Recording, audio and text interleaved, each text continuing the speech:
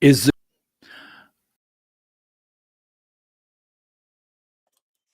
Hey, telling we need to go to break or something, or technical difficulties, because you're breaking up and video is lagging really bad. okay, I'll reset.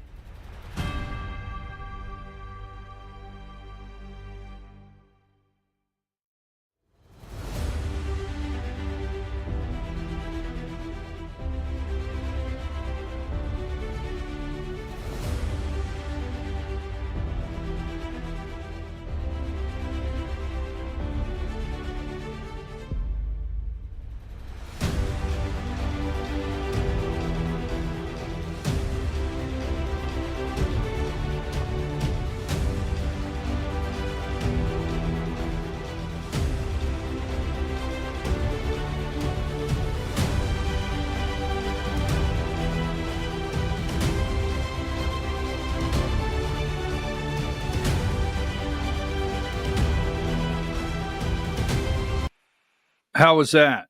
Is that better? Before I get started, is that better? Yes. Okay. I think I know what happened. I think I'm the technical difficulty. Don't crop that, Diane. Do not. I open myself up. Did I just say I think I'm the technical difficulty? And I did. I'm your host, BKP. You're watching BKP Politics on voiceofruralamerica.com. Hi, Diane. So what you're telling me, where I was at before I was summoned that a technical device, maybe I just need a data center built in a location near me. So what you're telling me is, after all this time, the vote we took yesterday was to release a file of a man who is dead / murder-suicide investigation, ripe for a nice forensic file on a Saturday afternoon. That is his name, Jim, is it Acosta in Florida, gave a sweetheart deal to in Miami in the Wayback Machine. And for doing that, Donald Trump made him, gave him a position, housing, in the first administration, 2016. Acosta, the guy that prosecuted, or lack of really prosecuted, Epstein in Florida, got a position in the Trump administration in 2016. And all of that, Americans, the old affordability, the insurance crisis in America, the struggle with credit card debt, student loan debt, debt of all kind. And yesterday we had one guy say no, but we get, give me video 11.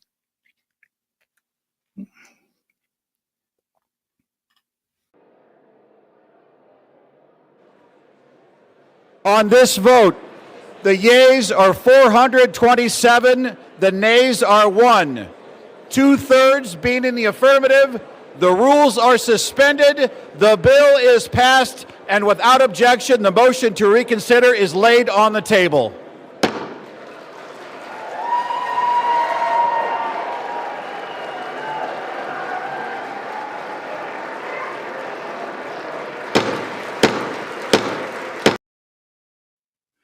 So what you're telling me in America today? Now I'm serious. I'm thinking this out.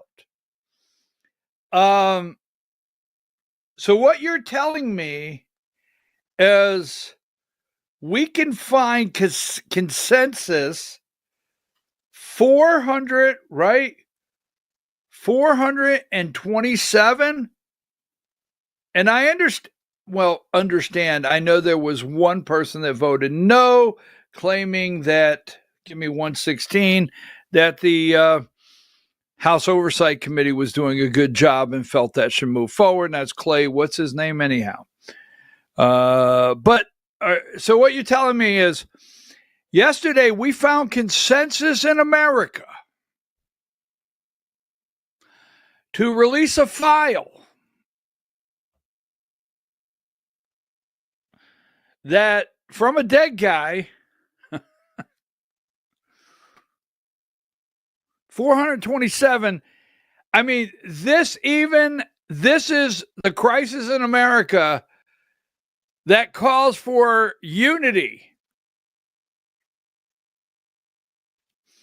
That when it goes over to the Senate, now it took 43 days. The House passed a clean CR. Oh my God, the political stunts, the theater, the bullshit, all these people to save your life. 43 days, the House passed a clean CR. The Senate voted 14 times. People were starving. They were hungry. They were in food lines. Didn't know when they'd get their next meal. The crisis. I mean, will people be dead in the ditch line from hunger? The food banks. Stressed out. SNAP. People can't feed their children. Oh, the humanity. People laid off. Can't work. No paycheck. People standing in line at a TSA. Cannot get on a plane. Flights canceled. I mean, it seems like just yesterday that we were living in the nightmare of the shutdown. And we could not come to an agreement for the American people. I'm sorry. But this did it. 427. There you go. Boom. And then it goes over to the Senate. No debate on the floor. Chuck Schumer gets the honors to say, we bypass debate. We bypass regular order. They could not do nuclear option. They could not end the filibuster. They couldn't do anything to stop the humanity, the starving, the crisis over in the Senate. But yesterday, they just said, boom, here's 100 votes. But I'm glad. I mean, maybe we can build on this bipartisanship. Oh my God, the political stunts. I'm just watching this and I'm thinking to myself, and I'll play it in a minute. We're not going to do it right now. But I'm thinking to myself, who is going to bring up the fact that this is the only vote we've taken? This is the vote. I mean, we don't have a plan on health care. There's no plan, right? I'm thinking to myself,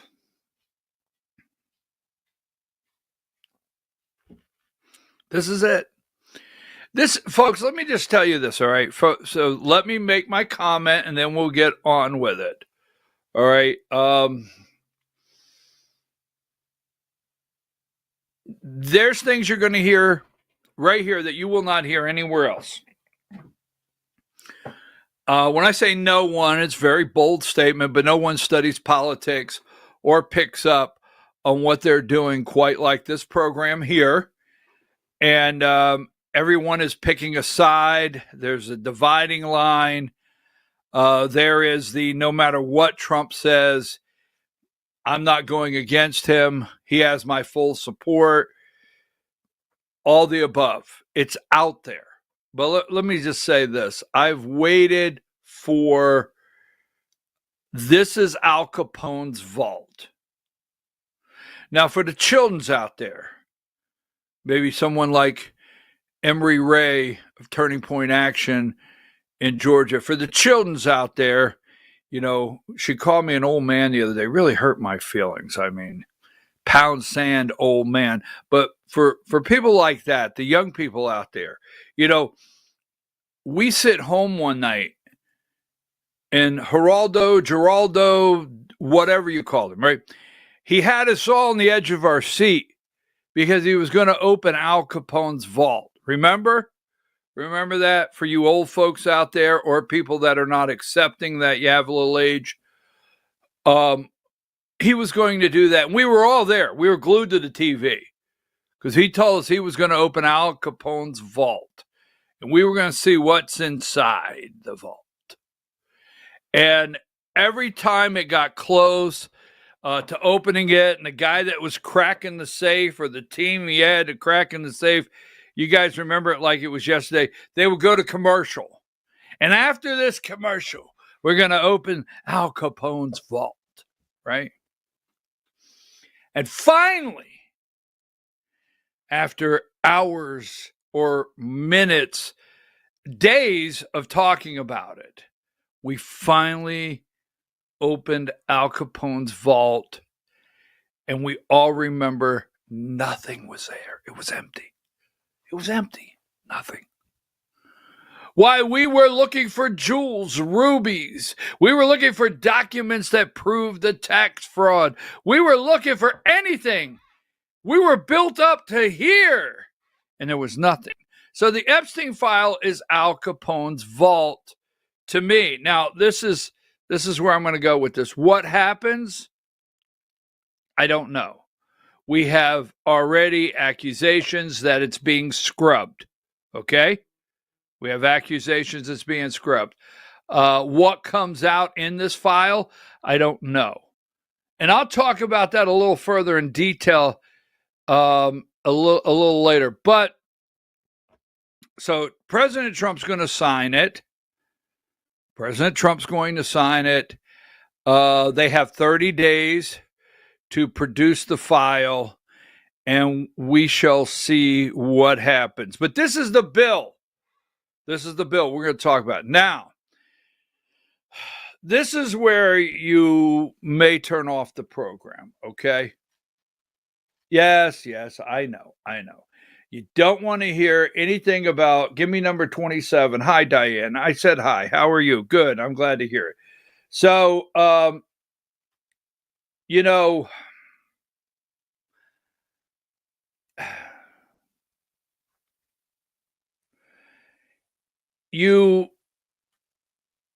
we're going to open some things up today that you don't want to talk about. Make America great again. Now, you don't want to talk about Marjorie Taylor Greene. I know you don't. Seriously, I know you don't want to talk about Marjorie Taylor Greene. But I'm going to tell you something. Trying not.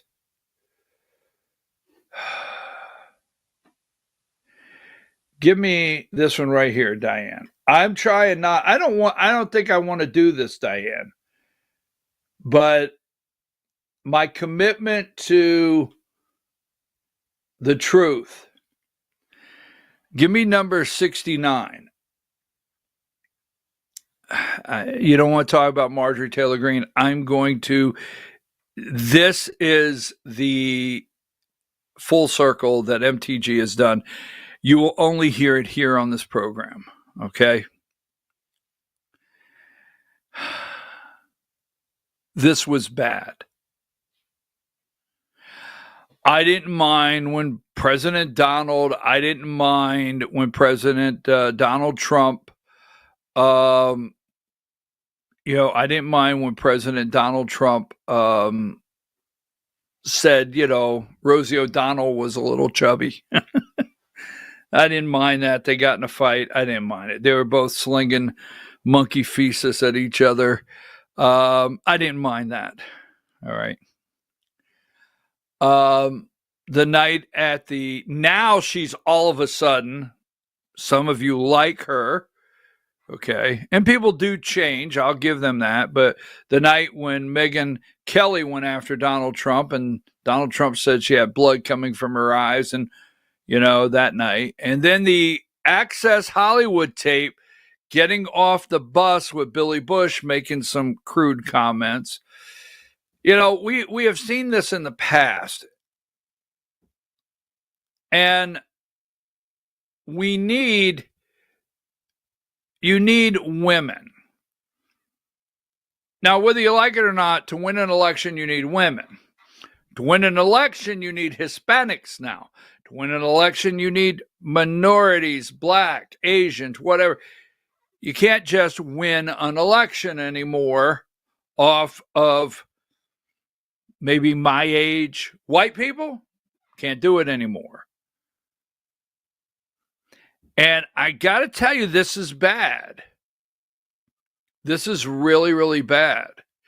Because I watched the press conference yesterday. I watched it. And, no matter what you think of the women, if you think some of the women that got up to that microphone are opportunist, okay?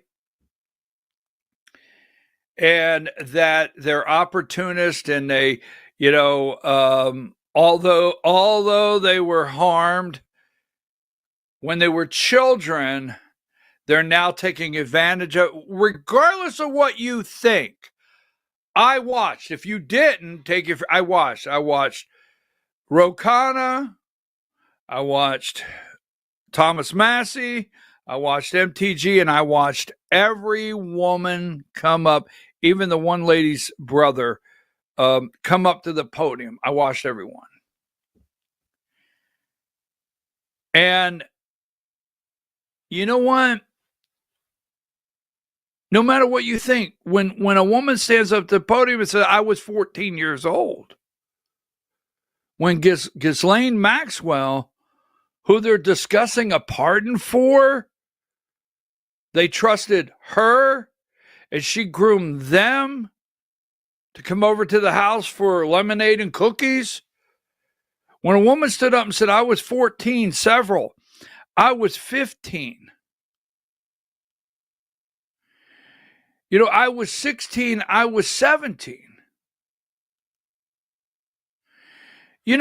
I thought yesterday, and I really am not looking for caring how angry you get at me over Donald Trump. He's not reacted correctly on this. He just hasn't. This did not have to take months. If you're out there and you can't sit down, and lay all this out, whether they're just out to get him. Well, folks, they've always been out to get him. Always. There's never been a day they're not out to get him. Well, this is just one of their moves, and MTG and Thomas Massey are trying to help take him down. Folks, he is very much helping himself. If you get angry, you get angry. This was not okay. Because I'm going to tell you, I don't know why you think, maybe I shouldn't go personal here. But I was watching that yesterday, right? I was watching that. And, yesterday, and I was thinking to myself, wait a minute. I was looking at all these girls and they were talking, I'm 14 and I'm this, and I'm this. And I'm thinking, have I heard? First of all, why did this take months? Because I don't care if those young ladies expose the most powerful bankers in the world. I don't care. Well, you will care when that collapse, that chain of events causes you. Oh, okay. That's why it's okay. Larry Summers, I don't care. Bill Clinton, I don't care. Anyone, I don't care. Bankers, businessmen, I don't care. Foreign leaders, I don't care. Tied to Israel, I don't care.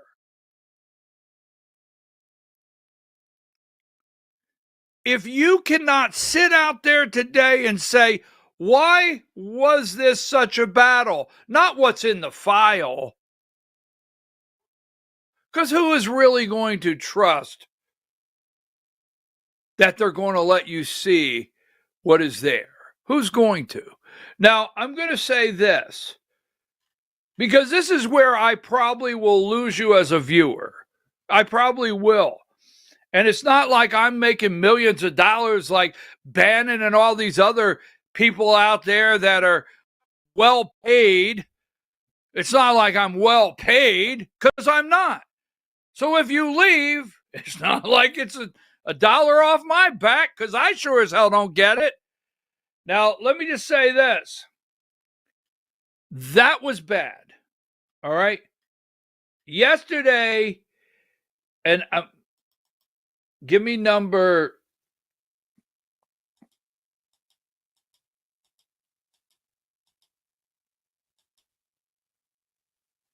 77. And I'm going to go through this.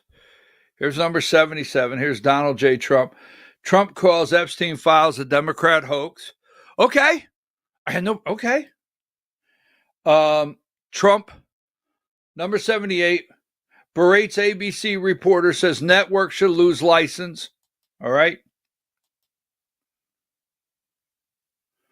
Number 80, Trump insults female reporter, quiet piggy.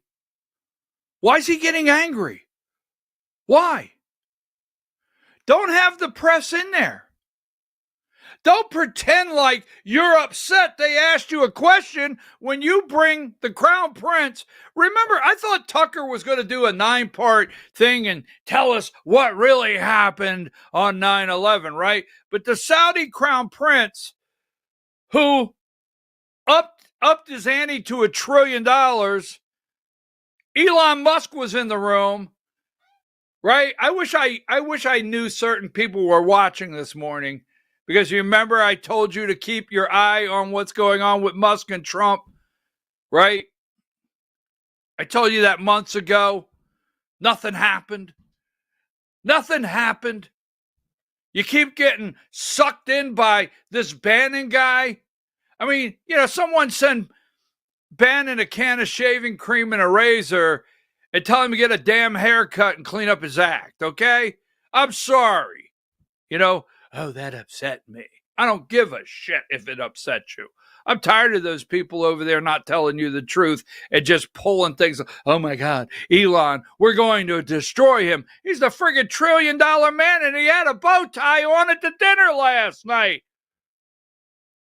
He really looked destroyed. So I'm getting ready to give this to you, right? So here you go. Number 81. Says network should lose the license.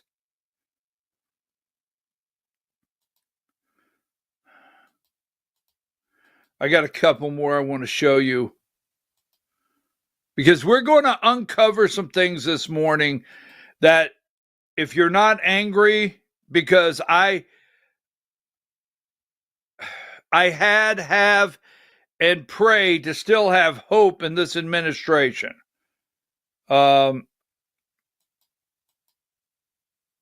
So 99, Epstein file is supposed to go to the president today.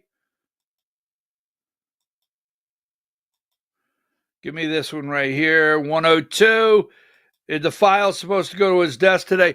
Why can't we pass something like that, send it to the Senate and send it to the president's desk to do something proactive for the American people, right? How come we can't have a 24-hour turnaround for something on for the American people?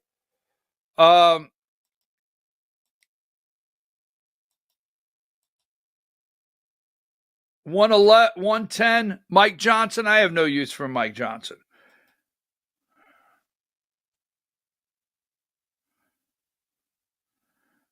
Number 112, I don't care when the Senate passes the House bill, whether tonight or at the same other time in the near future. I just don't want Republicans to take their eye off the victories we've had, including the great, beautiful bill for who? Mark Zuckerberg, Elon Musk, Tim Cook, right? MSNBC,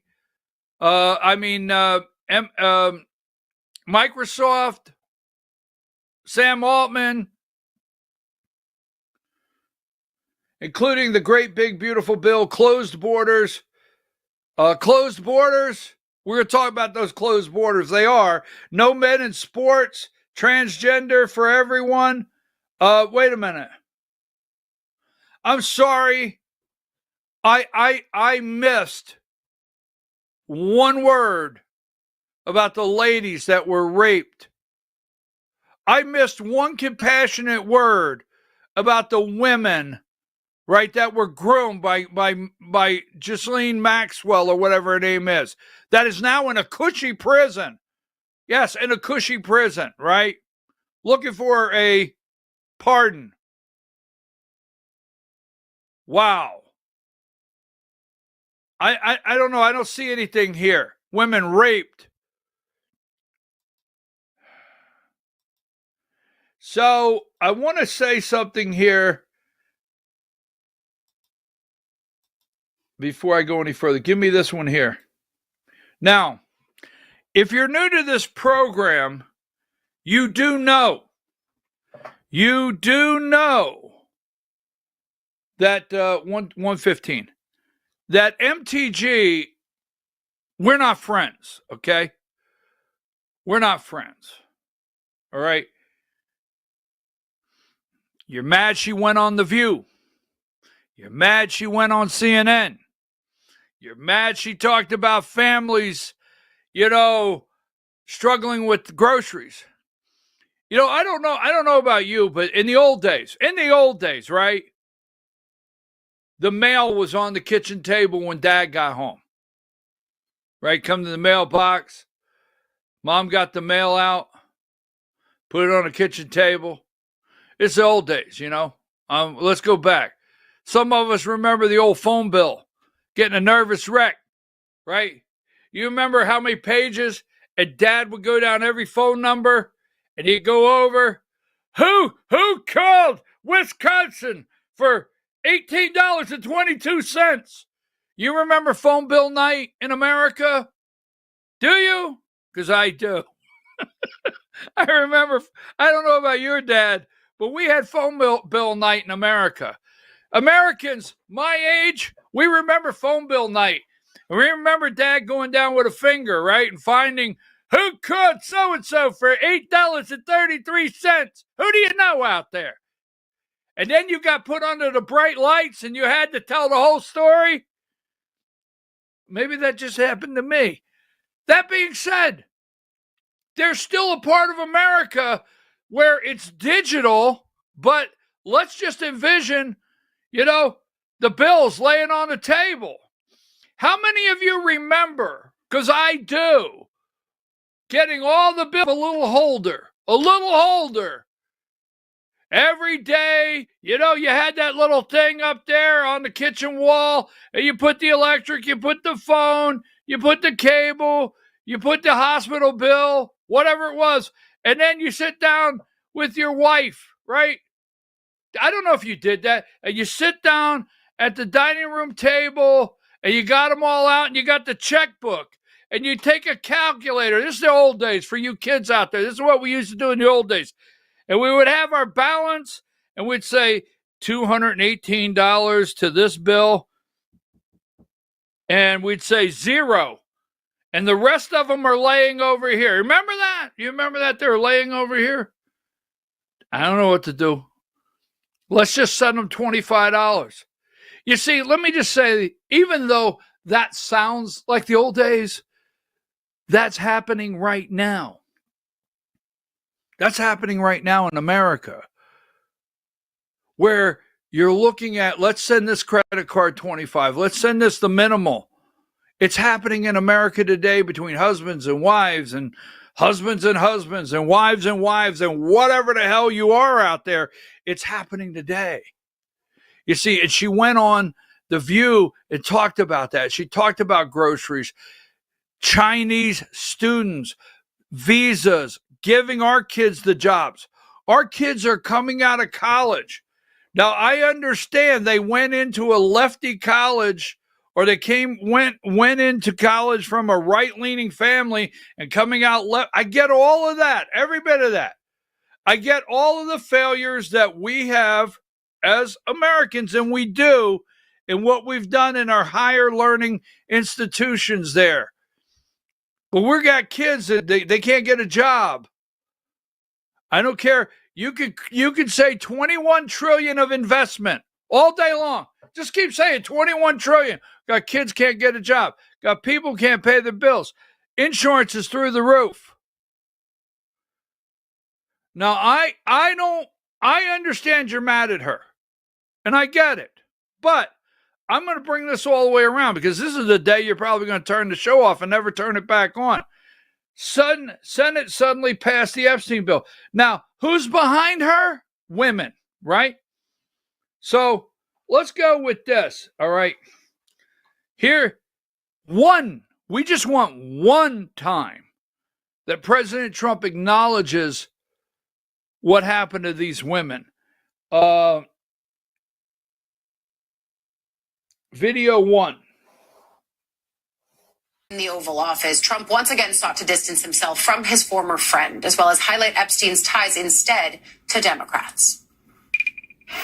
You just keep going on the Epstein files. And what the Epstein is a Democrat hoax to try and get me not to be able to talk about the $21 trillion that I talked about today. It's a hoax. Now, I just got a little report, and I put it in my pocket, of all the money that he's given to Democrats. He gave me none, zero, no money to me, but he gave money to Democrats. I want to bring in now congressional.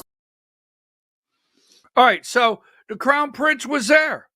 Why did he let reporters ask questions? Why did he? Right?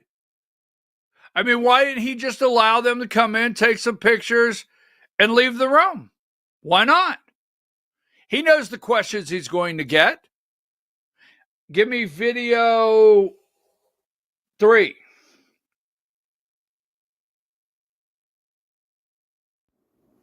Mr. President, why wait for Congress to release the Epstein files? Why not just do it now? Well, it's not the question that I mind, it's your attitude. I think you are a terrible reporter. As far as the Epstein files is, I have nothing to do with Jeffrey Epstein. I threw him out of my club many years ago because I thought he was a sick pervert. House Speaker Mike Johnson says all Republicans wanted to go on the record to show their support for maximum transparency. And Senate Democrats. Folks, they worked every way whatsoever possible to stop that from happening.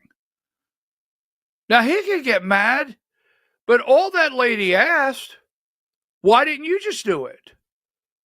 I mean, why didn't you do it? Why were we waiting for a lady that got Grahava, or whatever her name is, to get sworn in from Arizona to become 218 on the discharge letter? Why? You could have done it. I mean, he could have. Video 5.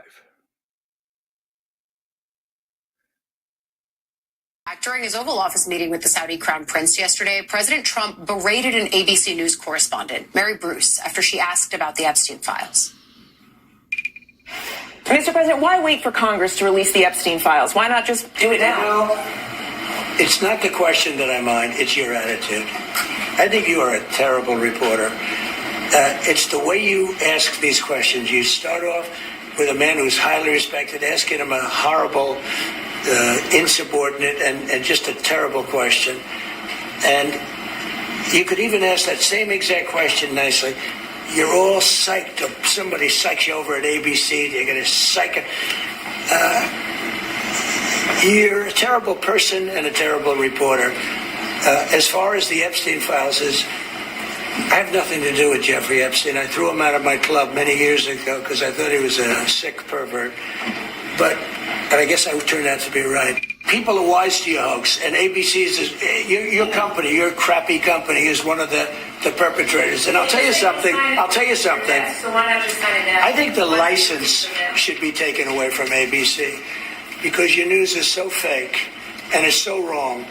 And we have a great commissioner, the chairman, who should look at that, because I think when you come in and when you're 97% negative to Trump and then Trump wins the election in a landslide, that means obviously your news is not credible. And you're not credible as a reporter. And you're not after the radical left because you're a radical left network. But I think the way you ask a question with the anger and the meanness is terrible. You ought to go back and learn how to be a reporter. No more questions from you.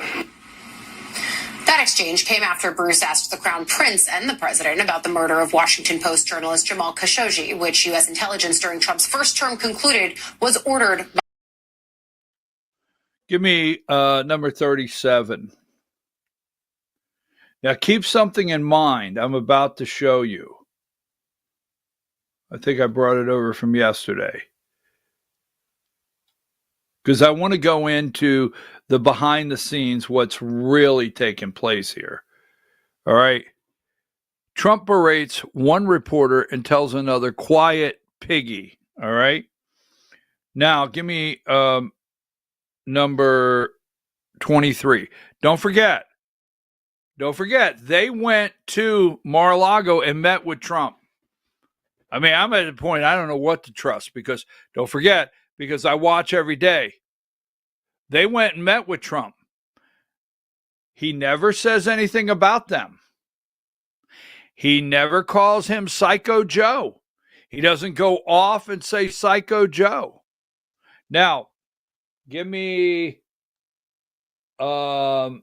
video, let's see, 2. Her a traitor for not removing her name from the Epstein discharge petition that ultimately is going to allow these files to become released. These women have fought the most horrific fight that no woman should have to fight, and they did it by banding together and never giving up.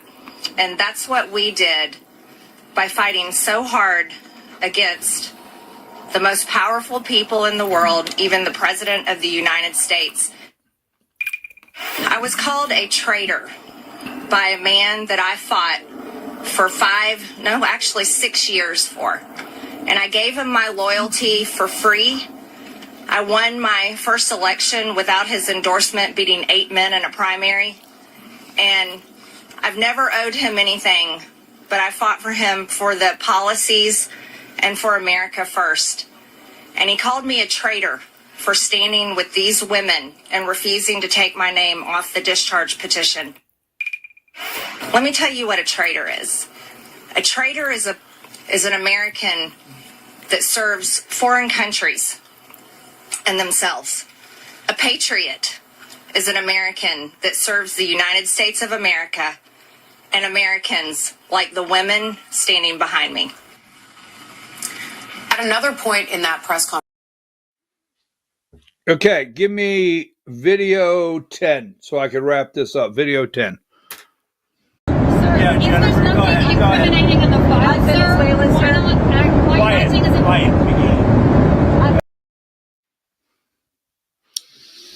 President Trump has never referenced, that I'm aware of, the ladies that were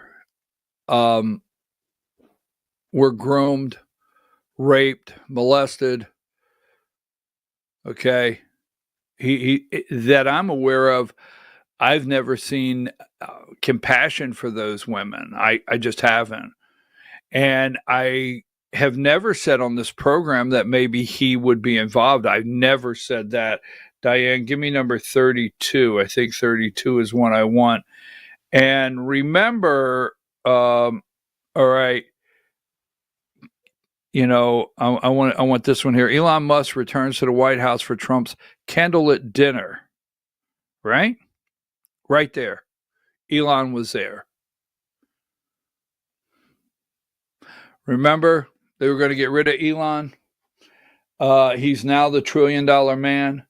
So let's go back here for just a minute, so I can make my comment, so you guys can check out and maybe come back when you get over being this angry.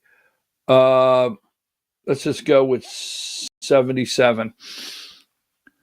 I don't recall where President Trump has at any time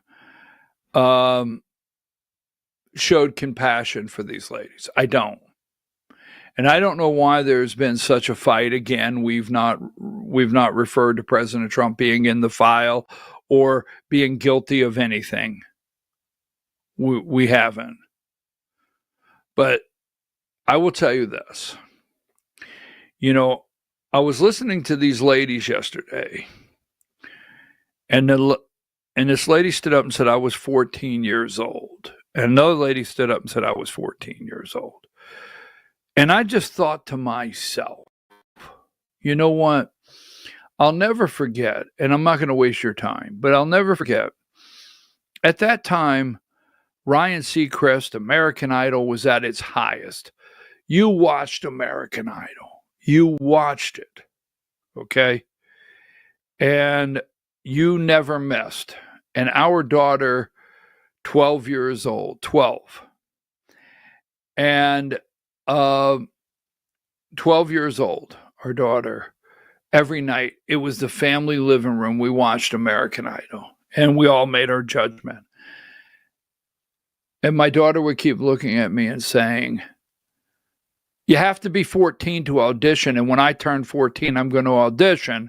And I would say, that's fine. When you turn 14, are you taking me? I said, I'll take you. The next year, she's 13, and she says, you know, you got to be 14 to audition. And when I turn 14, I'm going to audition. And are you taking me? Yes, I will take you. I promise.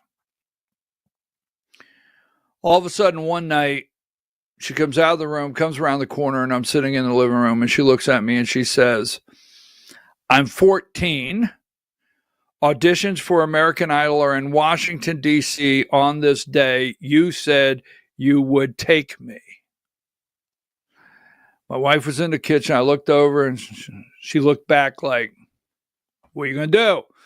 And I looked there. I said, honey, we're going to that audition. We went to Washington, D.C. I slept on a concrete floor for 48 hours so she could audition for American Idol. At 14 years old.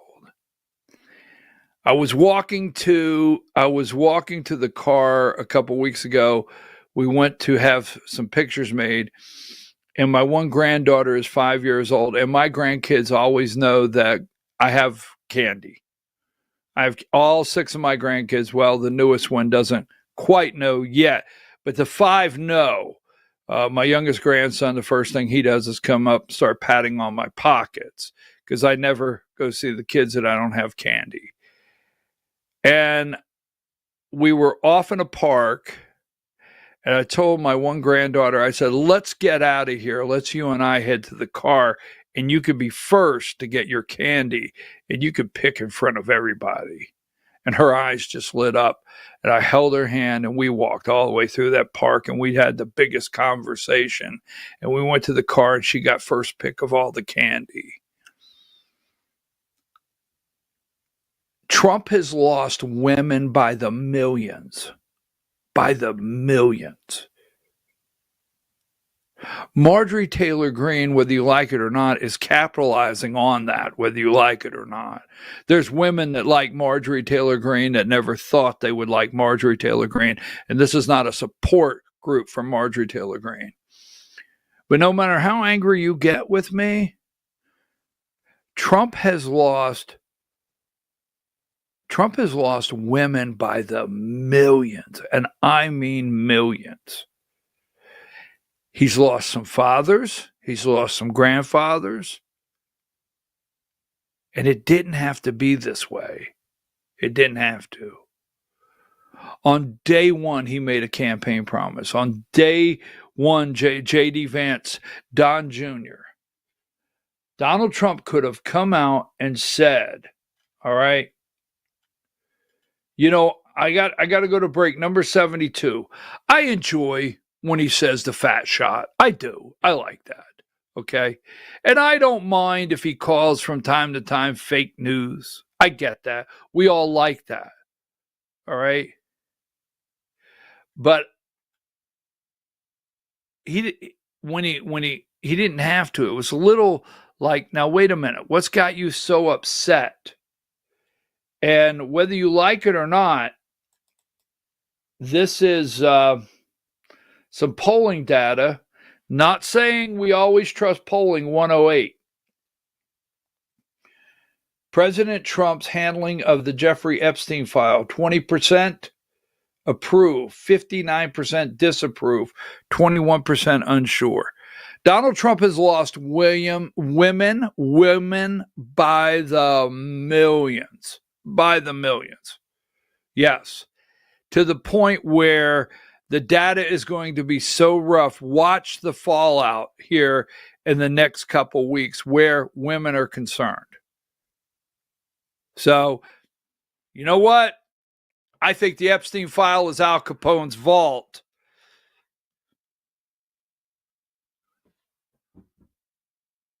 And I don't know what upset the president so bad. Take a break.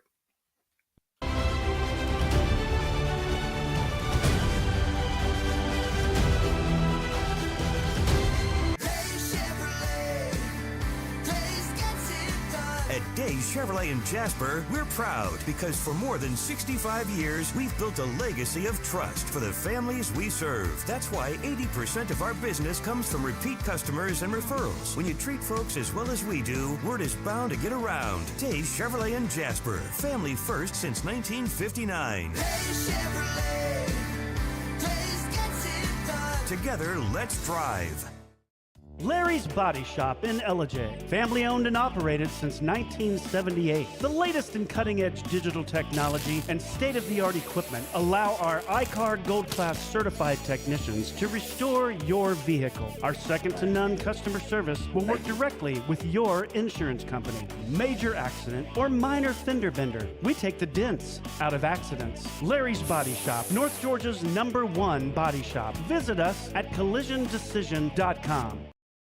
Why give your money to liberal media companies? Put your marketing needs in the hands of a conservative marketing professional and start getting results today. FYN Media Group, one of the top digital marketing agencies in Georgia, specializes in website design and hosting, social media promotion and management, and so much more. Visit FYNmediagroup.com or call 706-889-3564 for a free consultation. Welcome to El Rey Azteca Mexican Restaurant. We invite you to indulge your senses with our from-scratch authentic Mexican food. Whether you are hungry for fajitas or the El Rey Azteca burrito, we offer a wide variety of fine Mexican dishes, drinks, and desserts. Our inviting patio, indoor seating, and bar has a seat for everyone. So come to El Rey Azteca for delicious food, great drinks, good friends, and loads of fun in a casual and friendly atmosphere. Ladies, when you wear elegant jewelry, you become a force to be reckoned with. You shine brighter than the stars in the sky, and your inner beauty radiates like the sun. So embrace the magic, embrace the elegance, and let your jewelry be a reflection of your true, authentic self. My friends over at North Georgia Diamond know what a woman wants. Go see them for the perfect gift. And remember, when it comes to elegance, there's no such thing as too much. Come see us at North Georgia Diamond. We're igniting passion one sparkle at a time.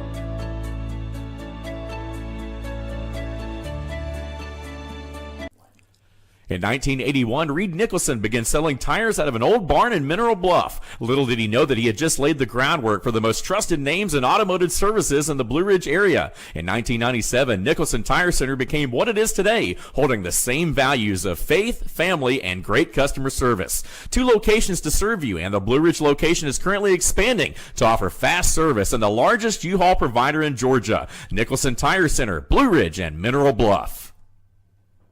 This is a special report.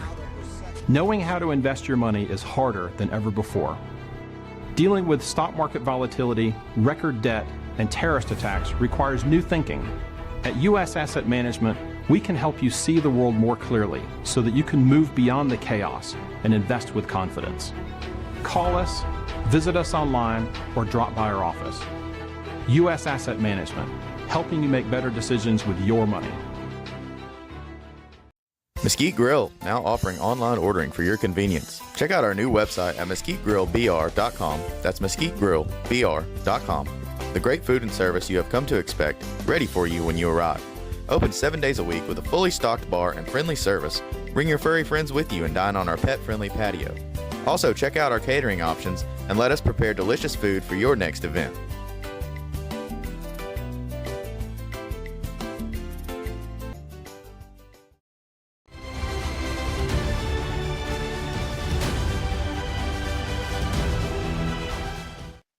All right, folks, we're back. I'm your host, BKP. You're watching BKP Politics on voiceofruralamerica.com. Voiceofruralamerica.com. Hi, Diane. Now, all right, so we're going to now open up some things. The war in Ukraine is over. We'll talk about that, right? And, number 2, just last week we had a terrorist in the White House. So just last week we had a terrorist in the White House, right? And if you bring number 32, if you bring $1 trillion, you could be a terrorist with honors and a dinner. 132. Elon Musk is not the terrorist, Diane. That's not her fault, but I loved it. Yes. If you bring $1 trillion, you can get honors, right? Investment. Everybody will love you. Every time I see that picture and others, I think, did Donald look at him and say, "Do you like the way I decked the place out in gold? I have it decorated." All right. So that being said, now get ready because we're going to power through a lot of graphics, and we're going to start here. Don't forget, I've always told you this, 137. All right. Because there's no plan for healthcare. Everything right now, affordability, shut them up. Healthcare, shut them up. Seriously. We're going to stay focused because I've always told you this, right? This right here, if you're new to this show, you have heard over and over, never forget the groundwork. This is January 21st. President is standing, taking the oath of office, sitting to his right, Zuckerberg, Elon, Tim Cook, Bezos.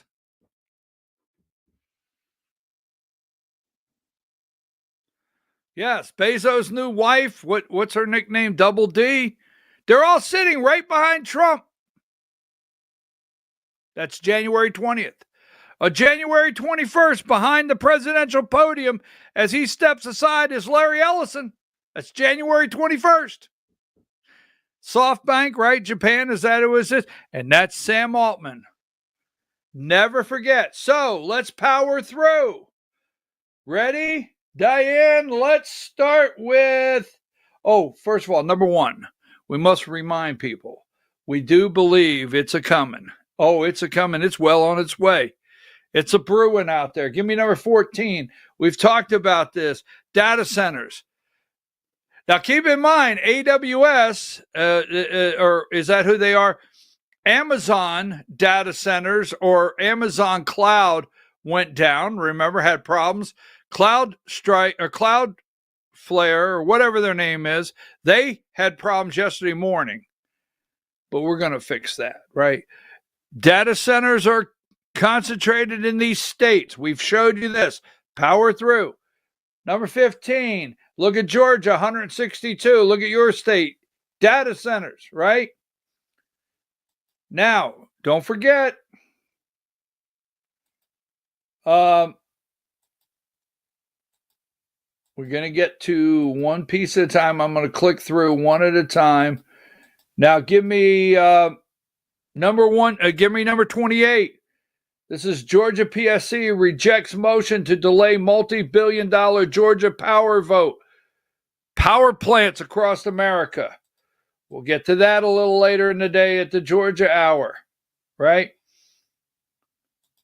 32. Elon Musk returns to the White House. Data centers, AI. Things are changing, folks. AI. $1 trillion investment.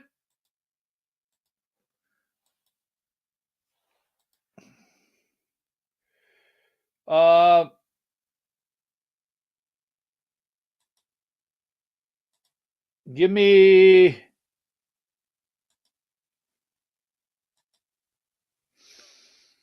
number 40.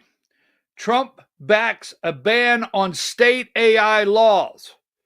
So right now, I have asked everyone, and I'm going to do it again in the Georgia Hour, ask all your politicians, what's their next step? Look, I'm going to tell you, it's a given, right? It's a given. Boys should not be joining up on the girls' team, biological boys, and diving in the water. Boys should not be going into the girls' locker room to change. Boys should not be going into a bathroom designated for girls. It's a given. But every politician, remember this from this on day on. Every politician that stands in front of you and somewhere in their stump speech is, we stop boys from playing in girls' sports. That sends the alarm off that you don't want them. Well, you don't agree with that? Yes, I do. It's a given. But here's what they're hiding. Ask them where they stand on AI. Now, President Trump on Tuesday called for the federal standard for regulating AI, saying state regulations is threatening to undermine AI-driven economic growth. The truth behind that is he has always wanted to control it. Larry Ellison, Sam Altman, Elon Musk, Zuckerberg, every one of them have always wanted full control over it, and they do not want to trip over every state putting in their own rules for AI. Be careful.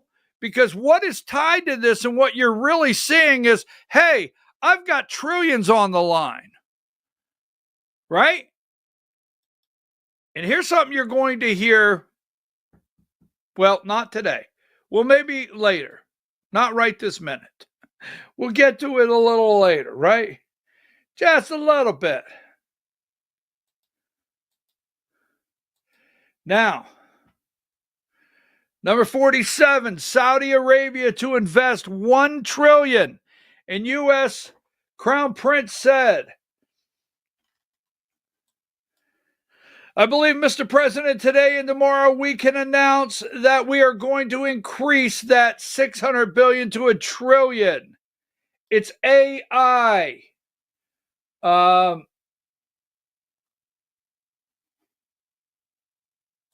It's AI, okay? Let me get to the next one. Oh, just wait. Oh, just wait.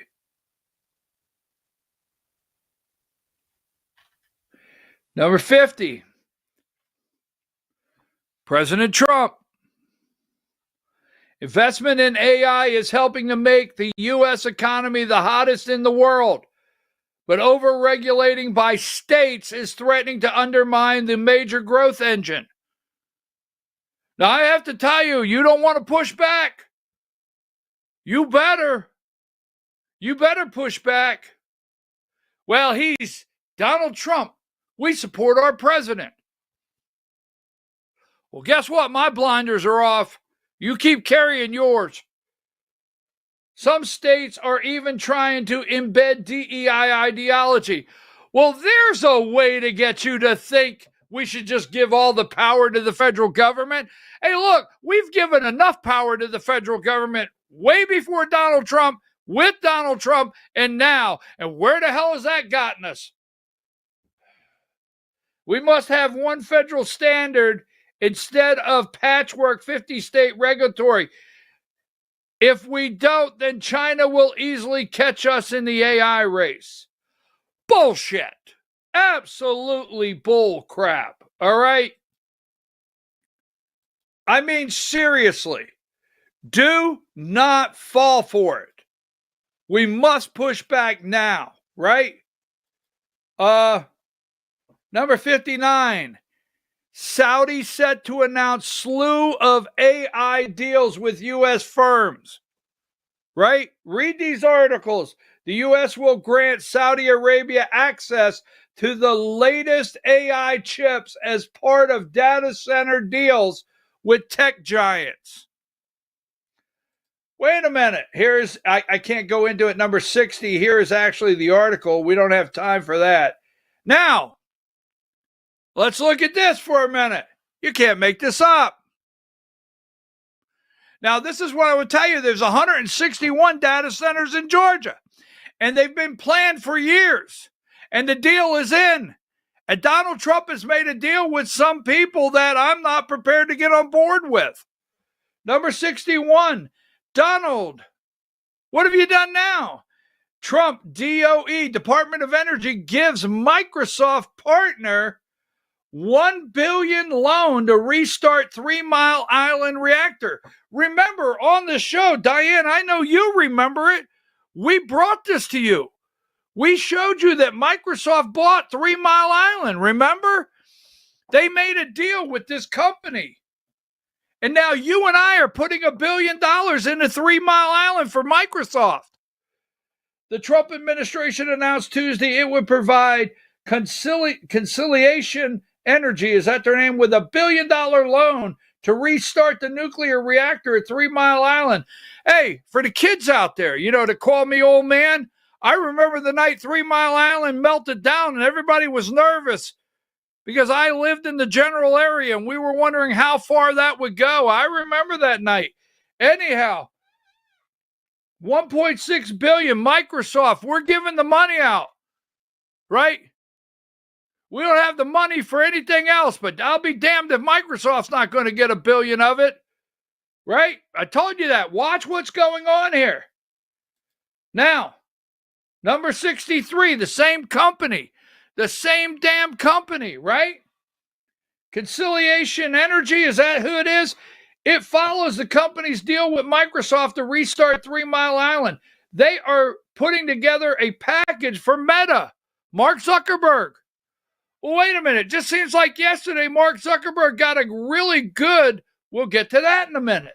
Meta strikes 20-year nuclear deal with the energy company. Same energy company. This is in Illinois. The only thing you hear about in Illinois is Fat Boy Slim Prickser, right? He's Fat Boy one day, Slim the next day, on the fat shot. That's why we got it. He's Fat Boy Slim Prickser, right? Yeah, that's all you hear. And, National Guard and ICE and raids, right? No, nothing about what's going on with Mark Zuckerberg there, right? Number 64. AI Infrastructure Coalition launches to push pro-AI policies.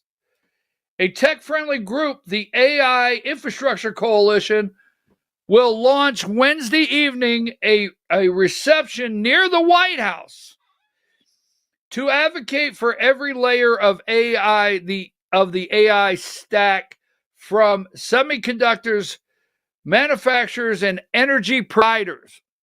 Energy provider. Oh, we were just talking about one. Hyperscales, data center operators, private equity, and AI model developers. Read this one. Just saying.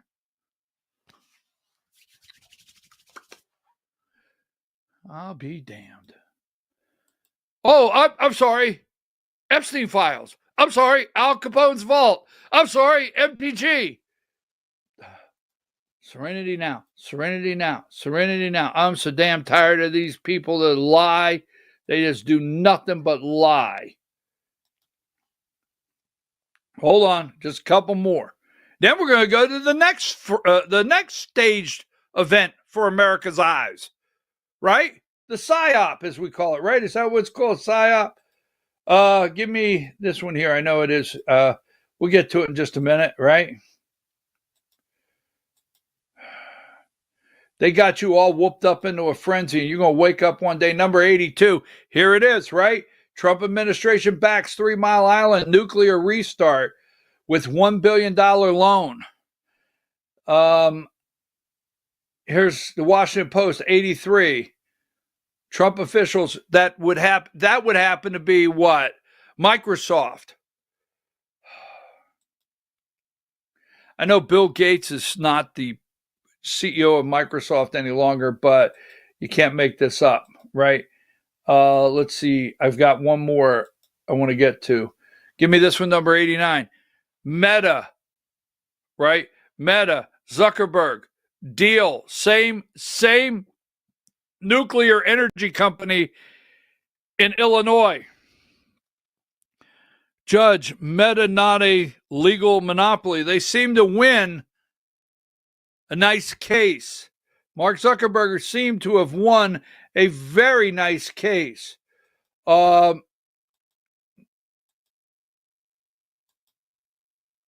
on just a minute. I want to make sure what else I have here before. Oh, all of these stunts, just one right after another. The healthcare, no plan. No plan. Affordability, give them $2,000. They'll shut up. While we put on our bow tie and our tuxedo and have meetings. And let me make sure I haven't. I had one more I wanted to double check on before I go to break here. AI. That's going to be an interesting on the Georgia Hour. And then we'll show you another stunt. Here you go, number 130. Trump praises Saudi crown prince touts investments. Elon Musk right there. Hey, so right. I just did a search on Constellation Energy, and who's behind it. You want me to show you?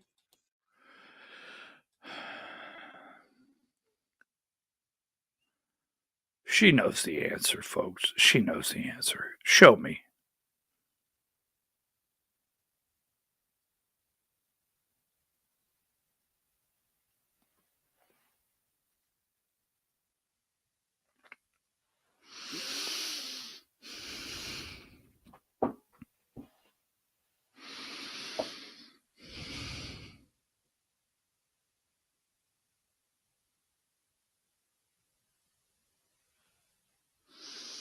Diane, I didn't know if we could actually go there today. Put that back up. I really didn't. I didn't know if we should go there today. I really didn't. I was thinking to myself, I spent a lot of time, I was thinking, should we go there today? Because I thought, maybe we'll bring this back tomorrow. Vanguard Group, Capital International Investors, BlackRock Inc., State Street Corporation. Oh, wait a minute. Epstein files. Let's just yell that. Wait a minute. Redistricting. Let's yell that. Wait a minute. ACA. Let's yell that. Shutdown. No, let's yell that. Subsidies. No, let's yell that. Let's yell all of that. Okay, the next hoax It's a Democrat hoax. Donald, take a break, Diane. We got one more hoax.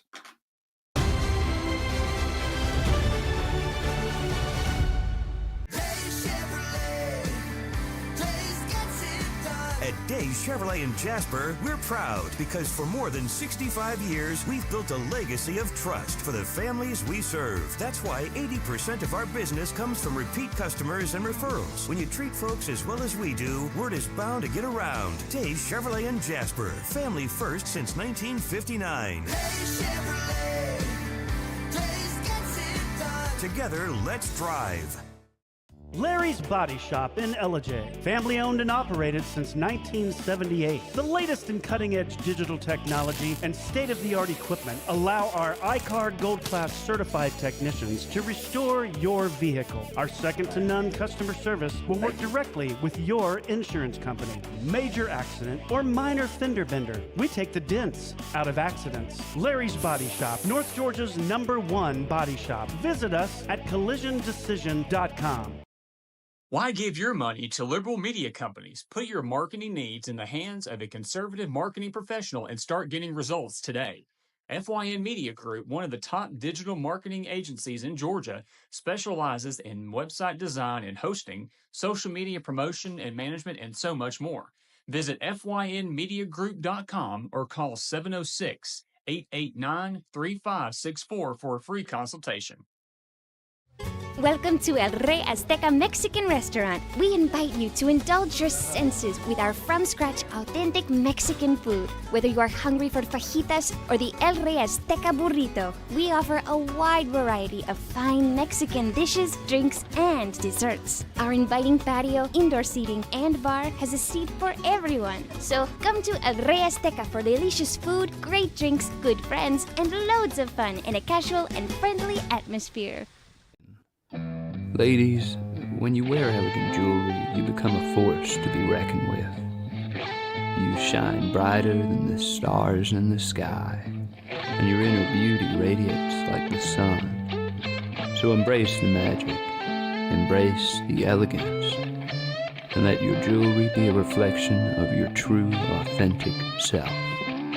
My friends over at North Georgia Diamond know what a woman wants. Go see them for the perfect gift. And remember, when it comes to elegance, there's no such thing as too much. Come see us at North Georgia Diamond. We're igniting passion one sparkle at a time.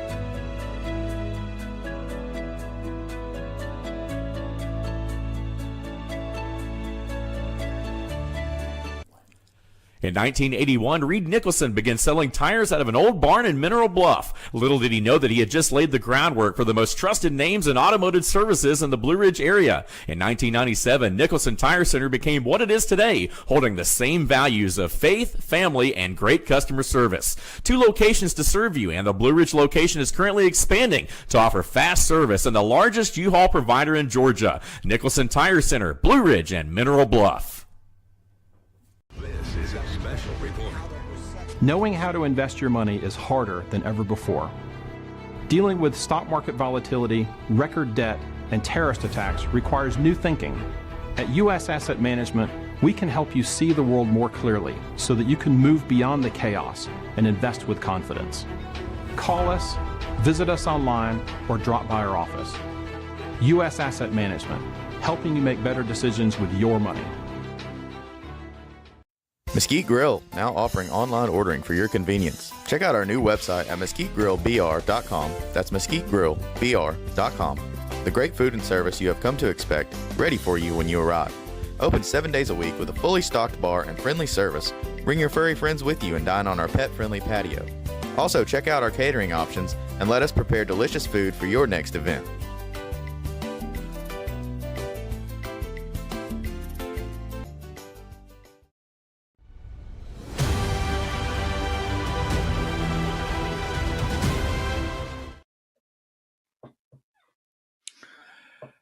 Diane has really caused me to be so angry this morning. Not at her.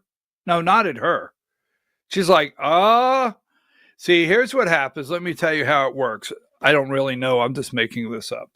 It's like she has these buttons in there, and she says, oh, let me push button 1. I'll get him now. I'm your host, BKP. You're watching BKP Politics on voiceofruralamerica.com. Now, I'm watching Saudi Arabia. I'm watching China. I'm like, why is China getting such a good deal, right? Why is China getting such a good deal to where we're going to bring in, I'm your host, BKP. You're watching BKP Politics on voiceofruralamerica.com. Good morning, Diane. And I'm sitting here and I'm like, wait a minute. Okay. I want to deport illegals. I do. I want to deport illegals. But I always know that if there's 30 million illegals in this country, right, it looks good for the camera, right? Because everything is psyops, as they call it, right? Is that what it's called? Is it psyops? So let me show you this. I brought this yesterday,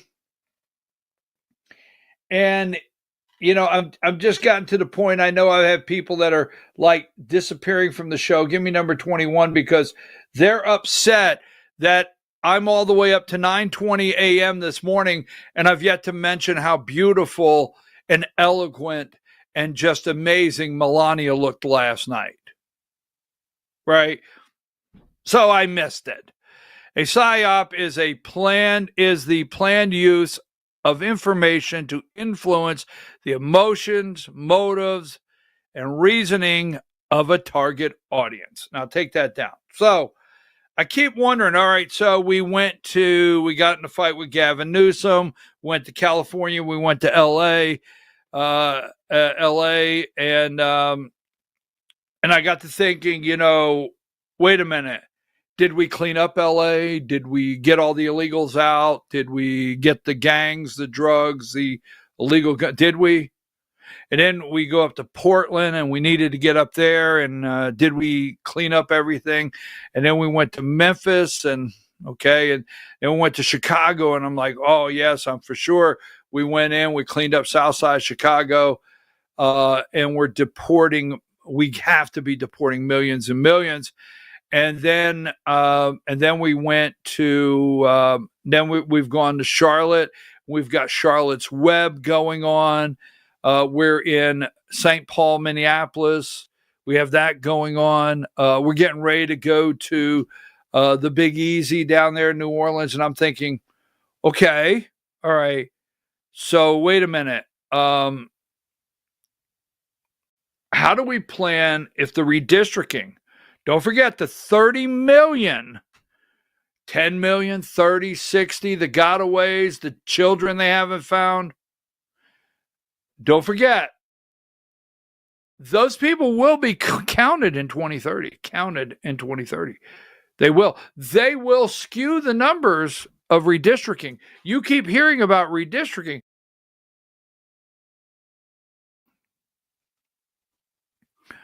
What's going on?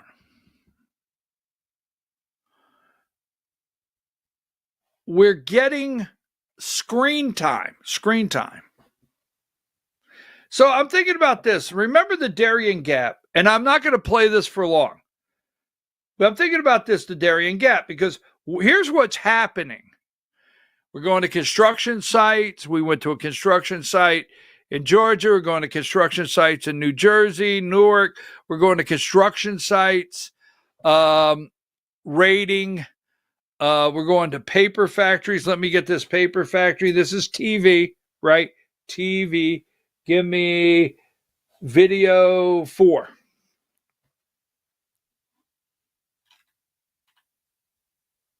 Were arrested or injured. Some were seen kicking federal vehicles. This operation took place at a paper supply distributor. One man says his father and uncle were taken into custody after agents entered the business. My dad worked here for so many years trying to support our family. It was a good guy, no criminal. You know, he lived like any abiding citizen would, not a criminal. He took good care of us. I mean, I'd watch this stuff on social media, hoping that it wouldn't happen here today, but it happened today. ICE says a search warrant was being served in a federal criminal investigation. Armed agents were wearing ICE, FBI, and you see some here, DEA vest. St. Paul's mayor says the city was not informed about the raid beforehand. So that's screen time, folks. That's what's in the business. That's screen time. They're getting screen time, all right? And this sells. And go in and get them. And this is a paper distributor. And Jesus is Hispanic, sounds Hispanic. And you want to talk about racial profiling. You want to talk about racial profiling in America? You want to talk about, like, creating hate for certain people? If you notice, right, they're not up around the Canadian border, maybe in Michigan, looking for Middle Eastern men. You don't see that. You don't see Middle Eastern men from that Canadian border that are coming through Canada into Michigan. You don't see those raids, right? The majority of these raids, give me number 92, and I'm going to show you something. This is going to be upsetting to you. Because I have the ones that are going to email me and say, I want them all, God, I don't care. All right, okay. Relax, though. Relax. If you do, we have to get them out of here. Thousands protest ICE operations in North Carolina. More than 200 undocumented immigrants arrested. Okay, Charlottesville, 200. I need 30 million. Right, I need 30 million. Now, here's what we know. Give me number 93. This guy is in North Carolina, makes TV. Here, if you don't have this, 94, if you do not go into these cities, St. Paul, you can't have these pictures. I mean, what about 95? Trump's immigration crackdown spreads. Now, we're all okay with Tres de Agua. You know, we're still waiting for that raid on that apartment project in Aurora, Colorado. We're still waiting on that, right? We're still waiting to check all the Haitians' paperwork in Springfield, Ohio. We're still waiting on that. We're waiting on the gangs, the bad people. We're still waiting on that. But this is screen time. Screen time. And we have to get rid of the millions. So I got to thinking, every time I see this, I keep thinking to myself, this is screen time. And we'll never get the people out of here. And why are they leaving certain people? So remember when we learned this? I'm only going to play a couple minutes. Diane, give me video 8. Remember the Darien Gap. You remember this is a long time ago. Give me video 8 for a minute or two. So you have all of these migrants from all over the world. Many of them are South American, but that is by no means the whole story. People are coming from the Middle East. We met Afghans. We met people from the Caribbean, Haitians. There are people from Yemen, Iran. It's shocking, really. This looks superficially like the migration of Central Americans that you and I remember from when we were kids. Yes. And there is some of that, but that's not the whole story. Now, there's a camp we went to called Canaan Membrillo. It's on the Canaan River at the town of Membrillo. And Canaan Membrillo, we were allowed to walk around at will, and we could interact with the migrants at will. We were allowed to take pictures. There was no concern about this. We just had to check in with the Senafront. The Senafront is the Panamanian Border Authority. But once we had checked in, we were on our own, and people were interested in talking, including migrants. So we had many conversations with migrants. And these migrants, I have to tell you, when they come to the southern border of the U.S., they get through on the basis that they are political refugees. They aren't. When we talk to them in the transit camp, everybody tells the same story. They are fleeing economic collapse, and they are fleeing in the direction of what they perceive to be economic opportunity. And of course, in American law, these two things are very different. We protect people who are seeking political asylum, but we do not offer automatic economic asylum. And the reason for that is fairly clear, which is that in order to protect people economically, we end up robbing Americans of their economic well-being. And that's just not something that people are entitled to, no matter how much compassion you may have for people fleeing Venezuela. It is not our responsibility, especially not without some sort of a plan, an agreement about how many people are going to come through and in what way we're going to take care of them and how that's going to get paid for. We don't do that. But what I was going to tell you about the fact that this migration doesn't appear to me to be just one thing is that we went to another camp called San Vicente. And everything in San Vicente is different than it was at Canaan Membrillo. San Vicente, first of all, it's not a town. This is a camp that is built as a transit camp. It's built of containers and various objects to house people. And it is almost entirely Chinese. Now, there were Chinese folks. Chinese. That's a long way from China. It sure is. And what's more, in this camp, the rule that you're able to go in and walk around and talk to people is not in evidence. The Senafront, the Panamanian Border Control, actually forbid us to go into the camp. So we had to stay on the outside of it. We were also forbidden to photograph it. So what photographs we have were taken covertly. But the most striking thing... Wait, may I ask, so is it the government of China, do you believe, that's funding this? Well, let me tell you the other thing I found, and then I think the answer to that will become clearer. Outside of the San Vicente camp, the Chinese migrants are, you can interact with them. There are a couple of shops where they go to buy water or snacks or whatever. And so you can interact with them at those places. They are the opposite of forthcoming. They have no interest in talking to outsiders. And I've been to dangerous places before. I've been to places where people fear their government and can't talk to you because they feel it's not safe. This didn't feel like that at all. This felt like people who did not want to share information because it would be a mistake to do so. And what's more, there was an incident where Michael, who has lived in China, he's been all over the world, and he started up or tried to start up a conversation with a guy who claimed to be from Korea. And Michael tripped him up and got him to speak Chinese. And then there was uproarious laughter at the fact that he had tried to pull this caper on Michael. So it is not a friendly migration. These Chinese folks who are overwhelmingly male, military age, there are women present. I realized only this morning that in thinking back, I saw few. I wanted to wait for him to say male, military age. That's what I wanted to wait to hear him say, male, military age. And the reason for that is right here.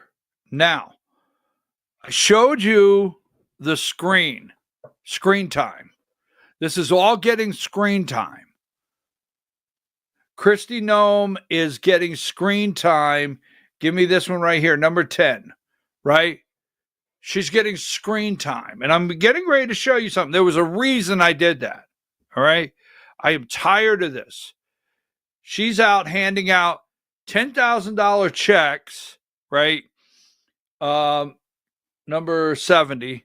She's handing out $10,000 checks for bonuses, right? To make sure you don't have a bottle of lotion or oil or something or mouthwash, that you're going to take down a jet airliner. She's handing out, this is all fake. Every bit of this is phony. And I'm so tired of the screen time. And give me number 92. And, rating, okay, rating a paper, construction sites, where people are actually working out in the open. People are working. Stories about dads that married into the country, have children, one thing after another. It's over and over. And I thought to myself, what are they hiding? And what has become legal? What is legislation made to be legal in the last several years in great numbers? And I said, Mary Jane. Now, for those out there that don't know Mary Jane, that's marijuana. And where are these people hiding? And why can't we go on one of these places? See, we need farm workers. So we're talking about we can't get onions out of the field. Onions, right? Give me number 53. Can't get onions. We're talking we need farm workers. You'll pay so much, right? For potatoes, onions, tomatoes, tariffs. But I got thinking, where do you don't want screen time? It will not be exciting for CNN. It will not be exciting for the backpack journalists that have a backpack and cell phones. It will not be exciting for the satellite truck. It will not create, it'll cost way too much to send the paid protesters. Well, hell, Oklahoma marijuana farms pose a threat to national security, officials tell Congress. Now, this is something, I'm going to go through these. Go do your own homework. The head of the Oklahoma Bureau of Narcotics and Dangerous Drugs told Congressional Subcommittee Thursday that illicit marijuana farms run by Chinese organized crime have overrun the state and pose risks to U.S. military installations. When was that? Well, that had to be like 12 years ago. I mean, I'm sure we've solved that. That had to be, wait a minute, that had to be, Joe Biden. Had to be. Wait, are you telling me that September 19th, 2025? Are you telling me that Oklahoma marijuana farmers pose a threat to national security? Is that right? Let's see, September, October. No. Now, that couldn't have been just 2 months ago, right? Didn't you wonder from the Darien Gap where those Chinese men may have gone? Didn't you wonder? Right? Didn't you wonder why we're not raiding certain places? Chinese organized crime to overrun the state. Director Donnie Anderson said the scale of the problem is unlike anything he has seen in 34 years career.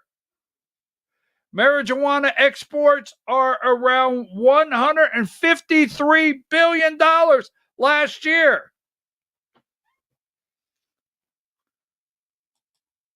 I wonder where those guys from the Darien, those Chinese, I wonder where those gangs are, those Chinese gangs. Number 54, Oklahoma cannabis farmers stressing over foreign black market. State official law enforcement say they've cracking down. Here's the one, Oklahoma, number 55. Despite crackdowns, criminal marijuana operations are thriving in Oklahoma. Well, wait a minute. Now, wait a minute. Oklahoma is a red state. Oklahoma, I think there's a little competition between Oklahoma and Wyoming. There's a little competition on who, West Virginia, Oklahoma, Wyoming, who is the reddest. And I'm for sure this happened during the Biden. No, that's February 22nd, 2025. Number 56, marijuana rules could see big change from federal government. What it means. Pawnee County Sheriff has been getting anonymous calls about marijuana farm, men patrolling with assault rifles. Man. Let's see. Number 57, one more. Gangsters. Them damn gangsters. Gangsters, money and murder. How Chinese organized crime is dominating Oklahoma's illegal medical marijuana market. That's March 20th, 2024. Darien Gap, Chinese men, a camp. I was like, wait a minute. The drama for screen time is Chicago. That's Chicago and St. Paul and, in Portland and LA and Memphis, not Oklahoma. Gangsters, money, murder, how Chinese organized crime is dominating Oklahoma's medical marijuana. Now, I want to play this because I've got to get to the Georgia hour. This is 3 minutes long. I don't think we're going to play the whole thing, but I do want to play this for a minute. Give me video 9. This is video 9 for just a minute. So have you noticed, since you do treat children as well, an increase in damaged brains that you can attribute to marijuana use? Absolutely. An increase from when we started. So that seems like a public health concern. It's totally a public health concern. We should be completely freaked out. And people are like, marijuana is innocuous. And it's like, why are you saying that? Because when they're getting rich from it, probably. Well, the marijuana industry, which hates me, spends $3 billion a year on marketing. So how are they different from the Sacklers at Purdue Pharma then? Like lying to people about the health effects of the drug they're profiting from. I mean, it seems like the same. It's a weapon of mass destruction. Marijuana. And the weed industry hates you? Of course. Have they attacked you? All the time. Really? What do they say? If I post something on one of my social media sites, they'll call me a charlatan and hysterical, and that I should get high. And they should take my medical license and all sorts of things. Take your medical license? Yeah. Because they'll do anything to try to shut me up. But it's like, how do you not talk about the truth? And it's like, well, how do you know? It's like, well, I look at the brain. And if your brain is not right, well, you're not right. Yeah. I just didn't know until we had breakfast a minute ago that that kind of damage was or any kind of damage to the brain was more subtle damage, not, head injury damage, but damage from drugs, for example, was detectable on a brain scan. Yeah, so interesting. So SPEC, the study we do, gives you this really beautiful 3D look at activity. And a healthy scan shows full, even, symmetrical activity, with most of the activity being in the cerebellum. So the cerebellum is the back bottom part of the brain. Cerebellum is Latin for little brain. And it's 10% of the brain's volume, but has 50% of the brain's neurons. And alcohol is directly toxic to the cerebellum. Well, so is marijuana. And that's why you shouldn't drive when you're high. And so what happens in the cerebellum? So many interesting things. It's sort of the Rodney Dangerfield part of the brain. It gets no respect. This would be the lower brain. I have to get ready for the Georgia Hour. I don't have time to continue with that. Let me just say this. I have told you over and over, and I say this. You could talk about the old hippies of the 60s that smoked some weed. Now, wait a minute. We're not advocating here, okay? We're not telling you to go and get a pack of jokers and see if you could still roll what we called in the old days a doobie, all right? But that being said, this is not your grandfather's marijuana. This is not your grandfather's weed. This is not weed where, you could recover from it. You went through a period of time in the 70s. Just saying, it's all possible. The 60s. And the worst thing, when I say the worst thing that happened, is you got into a phase where you said, duh, one too many times, duh. Or, you had the munchies. I have told people before, don't smoke government weed. I've said it over and over.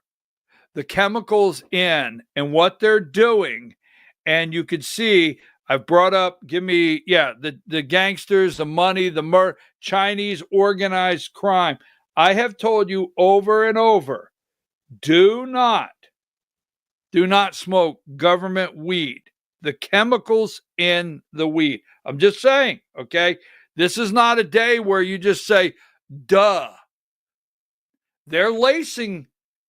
You go in and you buy something that's regulated by the government, taxed by the government, and, you like the flavor, little kush, whatever it is, I don't know, right? It has chemicals. It's different what you're doing to the kids, all right? So I wanted to show you this for a reason, because don't you ever wonder why all these other things are getting the screen time, like CNN and all of them, and they're raiding the construction companies, and they have you and I yelling at each other, and you're yelling, get them all out. And I'm saying, there might be some things we should do first. I'll tell you what, let me see DEA go all the way through Oklahoma and clean every one of these farms out, legal and illegal farms, and see what happens then. Now, before we go to the Georgia Hour, I have a guest, Scott Howard. Do you know Scott? Well, if you don't know Scott, you will. At 10:30 this morning, Scott Howard will be with us on the Georgia Hour to talk about open records and how open records work, and a current open records case that he's involved in right now. That'll be at 10:30 on the Georgia Hour. Let's see. I got to make sure. Don't forget this right here. Number 43 and then 49. A deal has been done. A deal has been done to a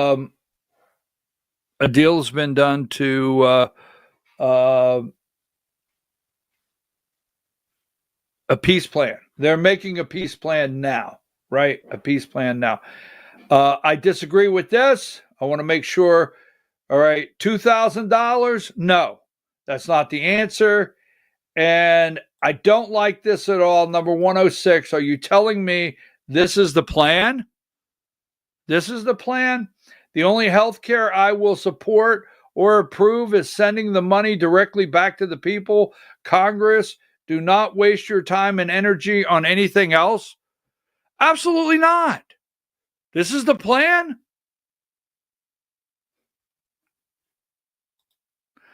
I'm starting to feel that like we the people, give me number 86. I really am. I'm starting to feel like maybe this whole we the people thing.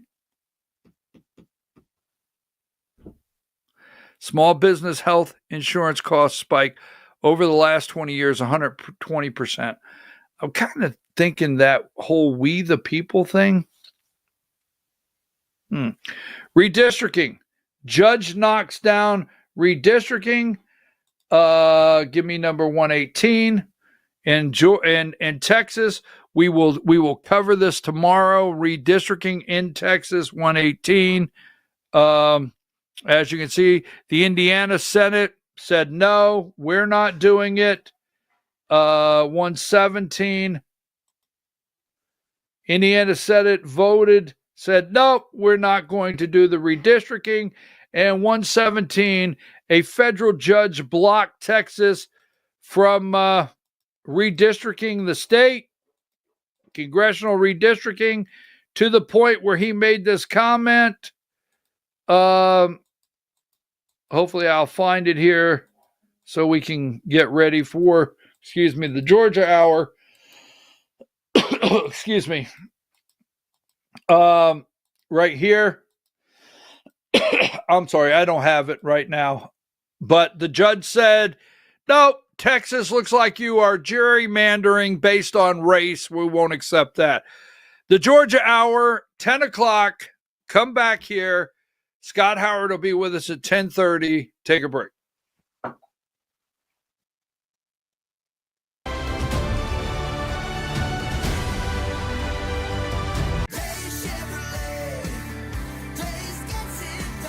Days Chevrolet in Jasper. It's last call. Your last chance to save $11,500 off Silverado 1500 and $9,000 off Silverado 2500 crew cabs. Don't miss this last call and save $11,500 off Silverado 1500 and $9,000 off Silverado 2500 crew cabs at Days Chevrolet in Jasper. Days Chevrolet. Days gets it done. Together, let's drive. Larry's Body Shop in Ellijay. Family owned and operated since 1978. The latest in cutting-edge digital technology and state-of-the-art equipment allow our iCard Gold Class certified technicians to restore your vehicle. Our second-to-none customer service will work directly with your insurance company. Major accident or minor fender bender, we take the dents out of accidents. Larry's Body Shop, North Georgia's #1 body shop. Visit us at collisiondecision.com. Why give your money to liberal media companies? Put your marketing needs in the hands of a conservative marketing professional and start getting results today. FYN Media Group, one of the top digital marketing agencies in Georgia, specializes in website design and hosting, social media promotion and management, and so much more. Visit FYNmediagroup.com or call 706-889-3564 for a free consultation. Welcome to El Rey Azteca Mexican Restaurant. We invite you to indulge your senses with our from-scratch authentic Mexican food. Whether you are hungry for fajitas or the El Rey Azteca burrito, we offer a wide variety of fine Mexican dishes, drinks, and desserts. Our inviting patio, indoor seating, and bar has a seat for everyone. So come to El Rey Azteca for delicious food, great drinks, good friends, and loads of fun in a casual and friendly atmosphere. Ladies, when you wear elegant jewelry, you become a force to be reckoned with. You shine brighter than the stars in the sky, and your inner beauty radiates like the sun. So embrace the magic, embrace the elegance, and let your jewelry be a reflection of your true, authentic self. My friends over at North Georgia Diamond know what a woman wants. Go see them for the perfect gift. And remember, when it comes to elegance, there's no such thing as too much. Come see us at North Georgia Diamond. We're igniting passion one sparkle at a time.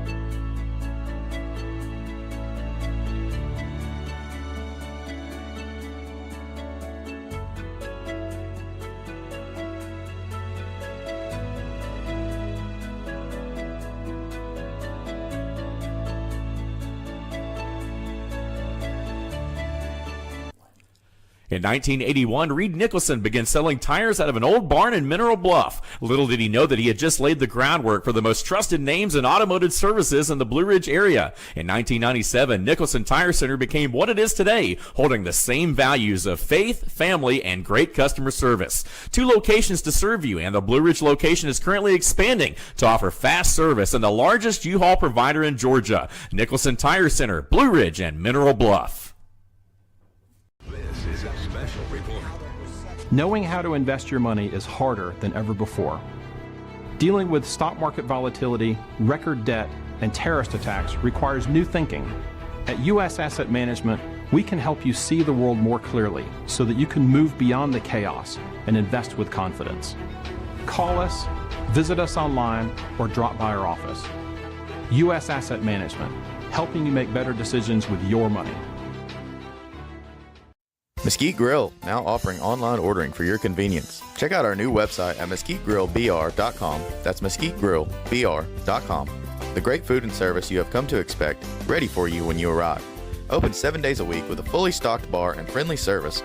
Bring your furry friends with you and dine on our pet-friendly patio. Also, check out our catering options and let us prepare delicious food for your next event.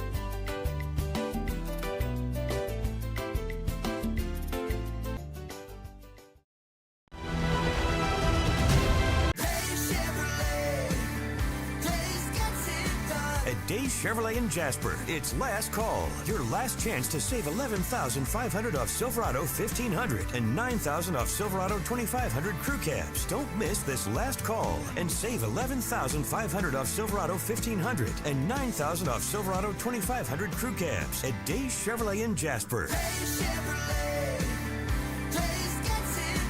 Together, let's drive. Larry's Body Shop in Ellijay. Family owned and operated since 1978. The latest in cutting-edge digital technology and state-of-the-art equipment allow our iCard Gold Class certified technicians to restore your vehicle. Our second-to-none customer service will work directly with your insurance company. Major accident or minor fender bender, we take the dents out of accidents. Larry's Body Shop, North Georgia's #1 body shop. Visit us at collisiondecision.com. Why give your money to liberal media companies? Put your marketing needs in the hands of a conservative marketing professional and start getting results today. FYN Media Group, one of the top digital marketing agencies in Georgia, specializes in website design and hosting, social media promotion and management, and so much more. Visit FYNmediagroup.com or call 706-889-3564 for a free consultation. Welcome to El Rey Azteca Mexican Restaurant. We invite you to indulge your senses with our from-scratch authentic Mexican food. Whether you are hungry for fajitas or the El Rey Azteca burrito, we offer a wide variety of fine Mexican dishes, drinks, and desserts. Our inviting patio, indoor seating, and bar has a seat for everyone. So come to El Rey Azteca for delicious food, great drinks, good friends, and loads of fun in a casual and friendly atmosphere. Ladies, when you wear elegant jewelry, you become a force to be reckoned with. You shine brighter than the stars in the sky, and your inner beauty radiates like the sun. So embrace the magic, embrace the elegance, and let your jewelry be a reflection of your true, authentic self. My friends over at North Georgia Diamond know what a woman wants. Go see them for the perfect gift. And remember, when it comes to elegance, there's no such thing as too much. Come see us at North Georgia Diamond. We're igniting passion one sparkle at a time.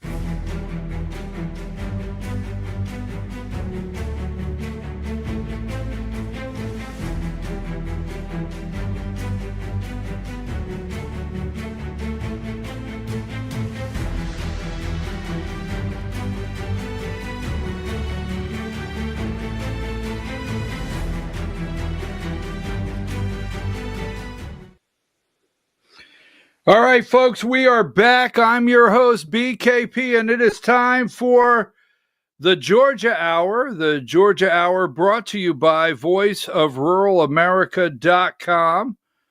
Time for the Georgia Hour. Now, hi, Diane.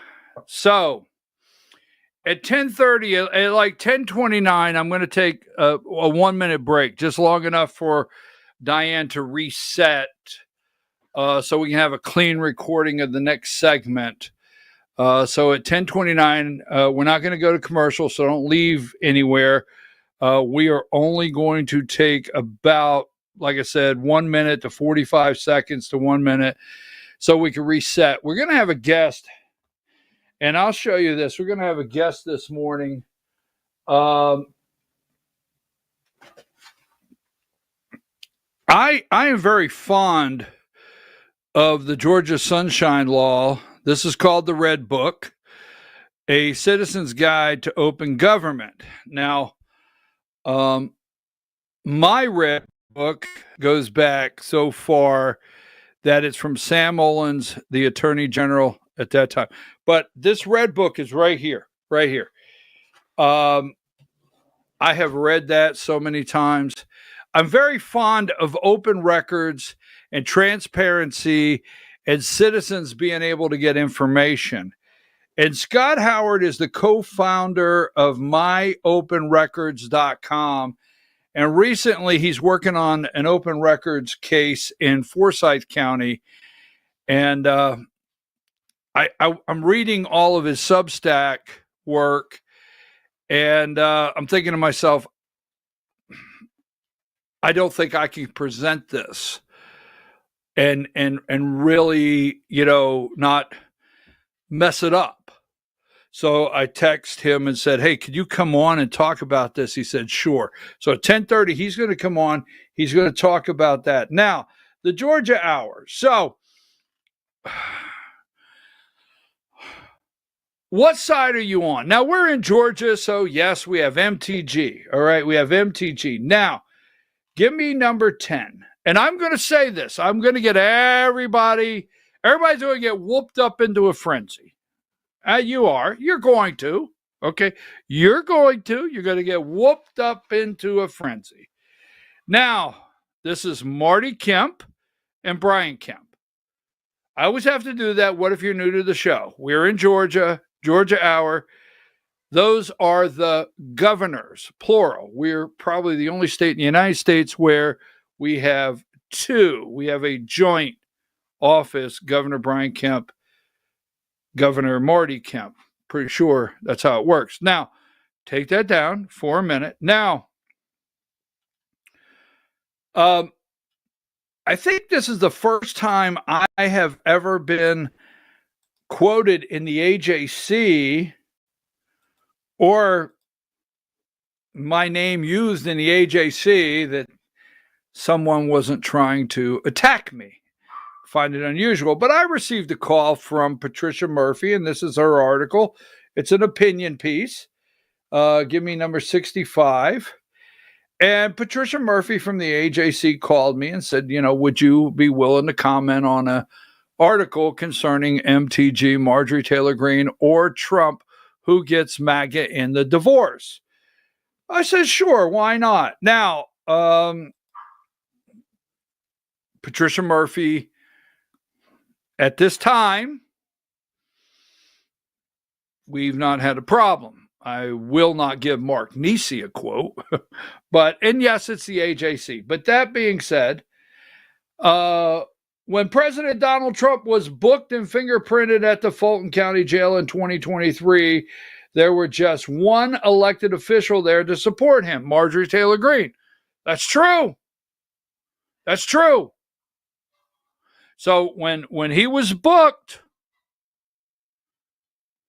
just saying, Brian Kemp wasn't there. Burt Jones wasn't there. Just saying. All right. Fulton County that day. So Marjorie Taylor Greene was there when Trump was huddling with his lawyers to defend himself in criminal cases around the country. Greene joined then U.S. Representative Matt Gaetz of Florida to hold America First rallies from California to Florida to keep MAGA movement going in his absence. Now, this is not a matter, and like I said, let me get everybody all riled up because we're trying to, don't we always like to take sides? And it's all broke up into a frenzy in Georgia. Marjorie Taylor Greene's in the 14th district. Now, so I was asked yesterday, in the 14th district, will she, if she gets a primary challenge, will she lose? What's going on? Do I think she's hurt? So I said this, right? And this is the first time I got to give Patricia Murphy props on something. Because I told her yesterday, give me 66. I said, look, if you're going to quote me, and you've got to write, if your editor says, election denying, radical, if you've got to use all of these adjectives and little extras, if you have to really get descriptive of who I am, then I'm not interested. I'm just not interested. I don't care. You can call me election, but I'm not interested, okay? Don't paint me as... So I'm going to give it Brian K. Pritchard, a conservative host of a streaming talk show based in North Georgia, who has long supported Trump. That's true. Said much of what Green is saying about Epstein files and the cost of living resonates with MAGA base, no matter her break with the president. It does. That was a fact. As a fact, it's resonating. Okay, Epstein files are resonating. What's going on with the economy? Resonating. If Donald Trump endorses another candidate in the 14th district against MTG, I still predict MTG will win her district. He said most of her district still likes her, and they do. I know who's already yelling through the screen that you don't like her. Most of the district still likes her, all right? And for the ones that did not like her in the past, they kind of like that she moved a little to the center where they can deal with her. I don't think she's hurt to the point that she can lose. Now, that was my quote in the AJC yesterday, okay? And that's where I'm going to lead with MTG right now. No, I do not think. And this did not make the article.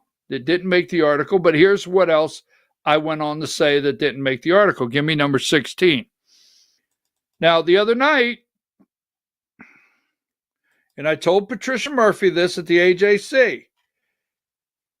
The other night, Senator Colton Moore tweeted out, this was November 15th, today's the 19th, right? Was this Saturday night?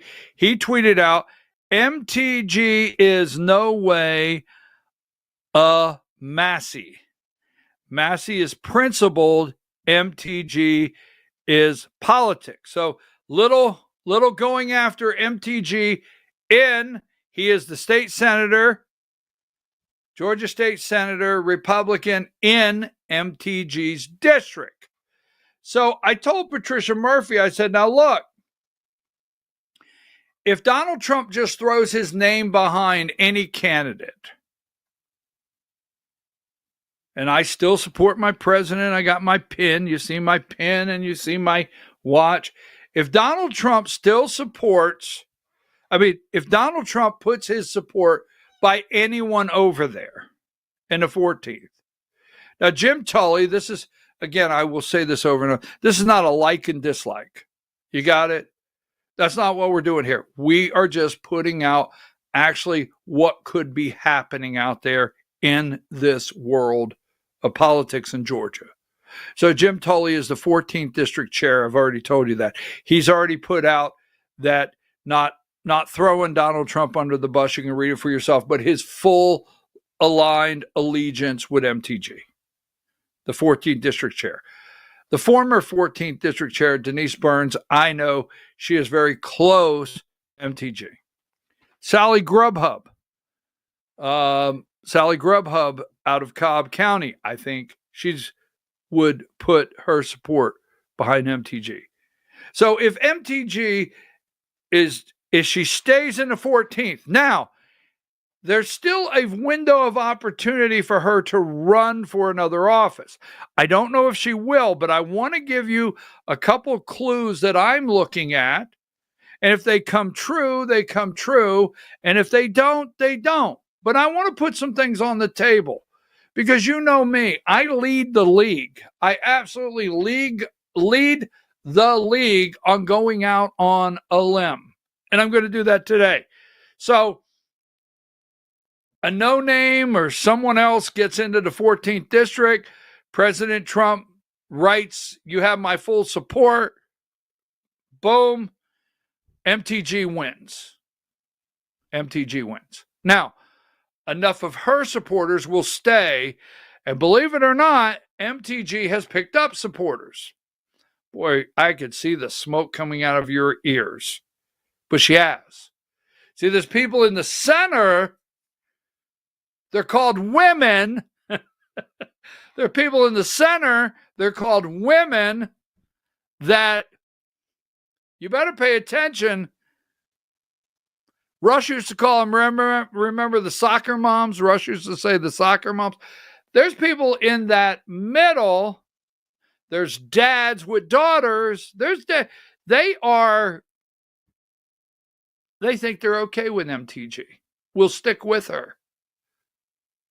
So if Senator Colton Moore, this is what I told Patricia Murphy, and I want to move on. If Senator Colton Moore decided he's going to run in the 14th, and Donald Trump puts his name behind Senator Colton Moore, now I don't know that he is. I told Patricia Murphy that could get real interesting in the 14th. But just someone going out there with Donald Trump's endorsement, I do think she's safe. Now, number 27, I know a lot of people are upset because MAGA, right, seems to be burning down. Now, when I say MAGA seems to be burning down, who has no problem helping burn it down? Number 5, right here. And I'll just put it up here. Debbie Dunaster has no problem with MAGA burning down. Don't take that. She's going to freak. But let me show you who else has no problem with MAGA burning down. Number 10. That's where we get back to Marty and Brian Kemp. So I'm going to play something from MTG, and I want you to listen to something because I'm going to give you a couple what I think clues are. Now, I understand Marty Kemp's not real fond of Burt Jones. That's right. Now, give me this one here. All right. Video 2. Listen close. We're going to break this down. Video 2. Alter a traitor for not removing her name from the Epstein discharge petition that ultimately is going to allow these files to become released. These women have fought the most horrific fight that no woman should have to fight, and they did it by banding together and never giving up. And that's what we did by fighting so hard against the most powerful people in the world, even the President of the United States. I was called a traitor by a man that I fought for 6 years for. And I gave him my loyalty for free. I won my first election without his endorsement, beating 8 men in a primary. And I've never owed him anything, but I fought for him for the policies and for America first. And he called me a traitor for standing with these women and refusing to take my name off the discharge petition. Let me tell you what a traitor is. A traitor is an American that serves foreign countries and themselves.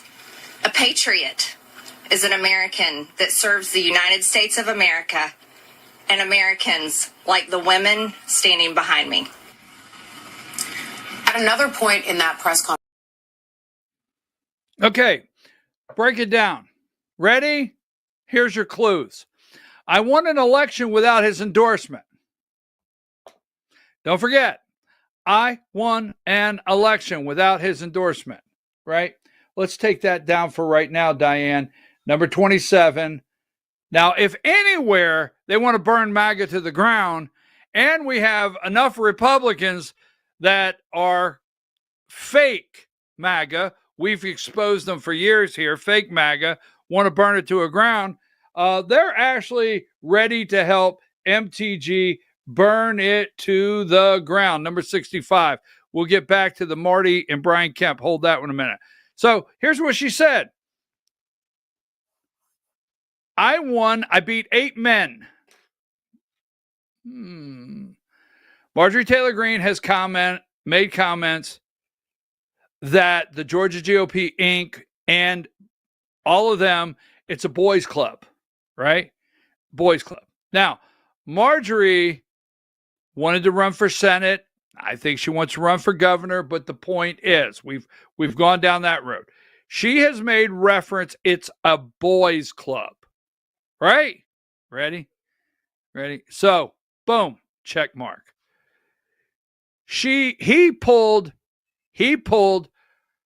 her, the endorsement of her. Check 2. She won her first term without his endorsement. Could she do it again? Check 3. Ready? Yes. And she beat 8 men. Right now, Georgia Republican governor's race and Georgia's Republican Senate race only has, let's see, Mike Collins, Buddy Carter. Buddy Carter. The list goes on. What is there between the governor and the Senate Republican candidates? About 8 men. She beat that without his endorsement. And he pulled the endorsement for what she feels defending women. Oh, yes. You better pay attention, right? So she says that she was loyal to this man. Okay. Loyal. She was fighting for women against men. She was called a traitor for fighting against women. Now, you got to pull every bit of that together, pull every clue together, pull the fact that she has made comments about running. Okay. She has made comments. She got very, very angry when Sally Grubhub went on John Fredericks and said she did not see a woman at the top of a ticket in Georgia, whether it be governor or U.S. Senate. Yes, she got very angry. So keep this in mind. Everything I'm telling you. And she's gained support where she lost, because I'm going to tell you something. Give me this one here, and we're going to get out of this subject. But give me video 10. Trump got very angry on Air Force One. Video 10. Sir, is there something incriminating in the file, sir? Why not Now, you may not be, and I'll put it out there, we're not going to stick around and stay for the judgment on taking a poll who's not upset. But number 69, I'm going to tell you right now, Trump has lost women by the millions. Not me. Not you. We get out of the box here on this show. We talk politics. We study politics. Trump has lost women by the millions over the Epstein file, attacking the ABC reporter in the Oval Office yesterday. He didn't have to take questions. Calling this quiet piggy. And Marjorie Taylor Greene happens to be a woman. It's all optics, folks. It's all optics. It's all psyop. She's a woman. Now, let's go back here for my little bit of keep your eyes open. Number 10. Here's what I understand. The political grapevine says that Marty Kemp is not real fond of Burt Jones. I'm not supposed to say that here. They will end me soon. They want to put an end to me soon. I'm not supposed to say that here. But our understanding from the political grapevine is Marty Kemp is not real fond of Burt Jones. Our understanding from the political grapevine, and we have a lot of vineyards around here, so there's a lot of grapevine going on around the state. that the Kemps, we'll call it, are still looking for that one person that they feel they could support. Now, Kemps, my opinion, only my opinion, reading clues, I don't know if Marjorie's going to run. She may just sit tight, but she has political capital right now. No, she's heard herself. MAGA hates her. Okay, you keep going down that road. MTG has girl power right now. She has political girl power right now. Dads with daughters, dads with granddaughters, mothers, women. Everything looks bad about the Epstein file. I've called the Epstein file the Al Capone's vault, but everything looks bad about it. This guy has 3 daughters. I know. Him and his wife have 3 daughters. President Trump, again, I support my president, Pin. I support Donald J. Trump. But the facts remain that President Donald Trump has not shown, in the eyes of the public, compassion for these girls that were raped and groomed at 14 and 15 years old. I watched all of it. And looking at a woman and saying, Piggy, hey, look, we didn't mind Rosie O'Donnell fighting. I mean, some of this right now is not hitting. So you have people wondering in Georgia, they're doing polling right now with women. And as I like to say, because this gets me in trouble, the women driving a 4-door Porsche, drinking wine in Brookhaven in the middle of the day. Dad of 3 daughters, mom, woman, check.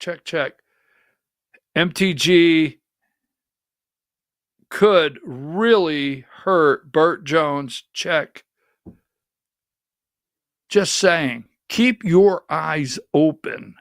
MTG has not done all of this just so she can run for president in 2028 because her political capital will be spent. MTG has little, if any, power in the next Congress. Hakeem Jeffries, they're not going to give her any power. No matter how much Democrats act like in Congress, Senate, that they like her today, a Democrat majority will not give her any power. Mike Johnson will not give her any power, and I do not think MTG wants to stay up there for the next 2 years and just, I don't know. I don't see it. But woman, there's no woman on the Republican ticket until you get down to labor secretary in Georgia. So on the Senate, U.S. Senate, and Georgia, and the governor's ticket, no woman. So I'm just putting that out there. This is just me throwing stuff against the wall to see if it'll stick. I want to be very clear. This is not me supporting in no way whatsoever MTG. This is not me disavowing in no way whatsoever Donald J. Trump. This is me just saying, you might want to keep your eyes open because I don't think we're finished.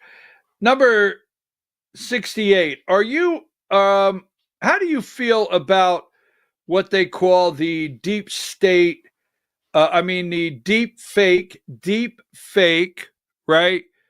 Ads. They're going after right now. This is going to come into legislation. Watch under the Georgia Gold Dome. This will come into legislation. Pay attention. 119. The Democrat Party of Georgia released a new video today. I did not play the video. I don't have time. We have a guest. We'll play it tomorrow. All right. Questions about the use of AI campaign ads. So we'll get into this tomorrow. I want to ask you right now, Mike Collins' office, 120 and 121, released a a fake AI ad on John Ossoff, you will see legislation on that. 122, don't forget. Epstein bill passes the House and the Senate. There's women behind her. I don't know how far she'll go with her go girl power, but throw the monkey feces at the camera. Donald Trump has lost millions of women across this country. Yes. Yeah, I know. I can hear it. I know. 123, investigators bust illegal gambling operation. Investigators, we're going to talk about that tomorrow.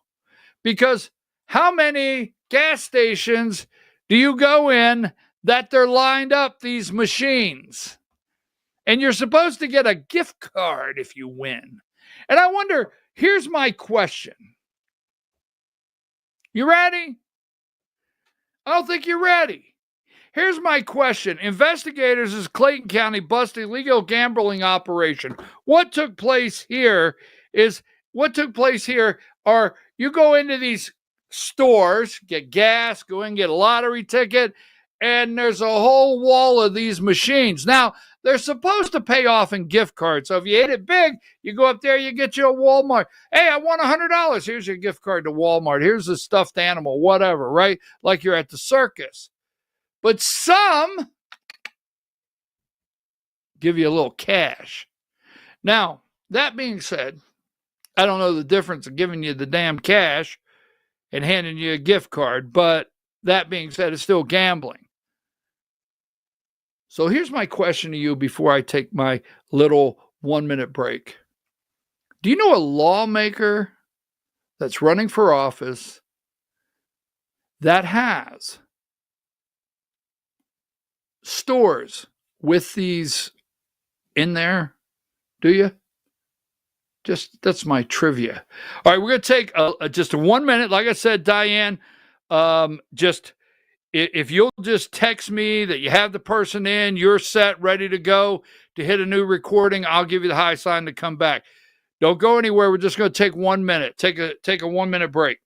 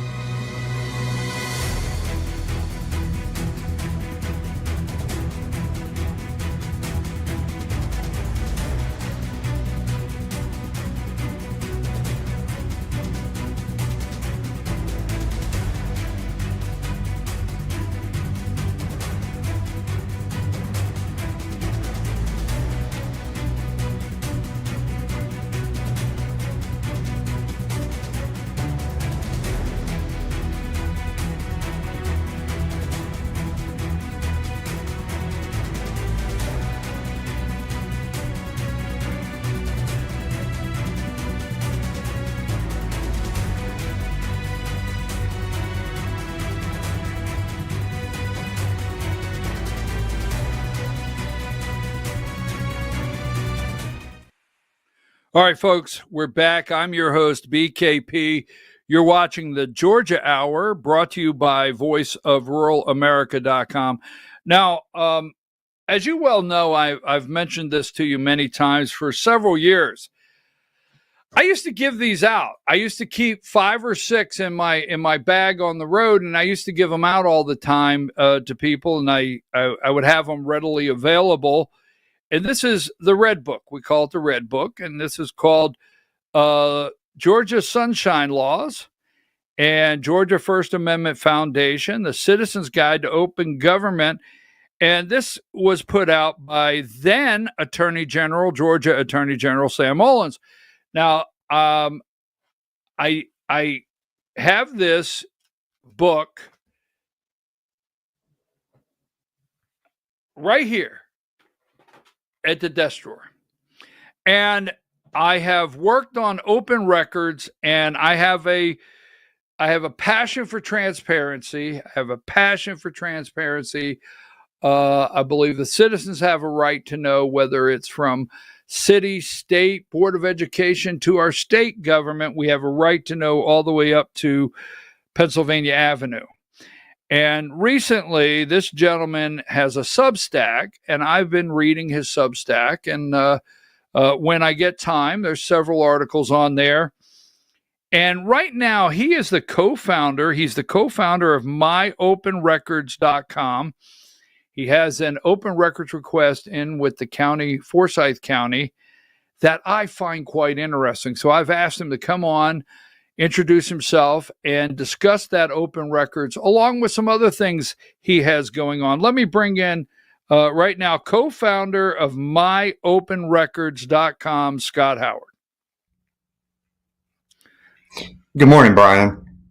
Good morning, Scott. How are you? Living the dream. You know, I'm just going to put it like that. I read your Substack, and it's very active. So your Substack is very active. There can be days I can't read all the articles, but I have, and you and I have talked about this in transparency to the public, because we're talking about transparency today. You and I have talked about this. I've always had a passion for people that want open records. I've always made myself available if anybody's having a problem securing open records, whether it be Board of Education, the county, a city, or the state.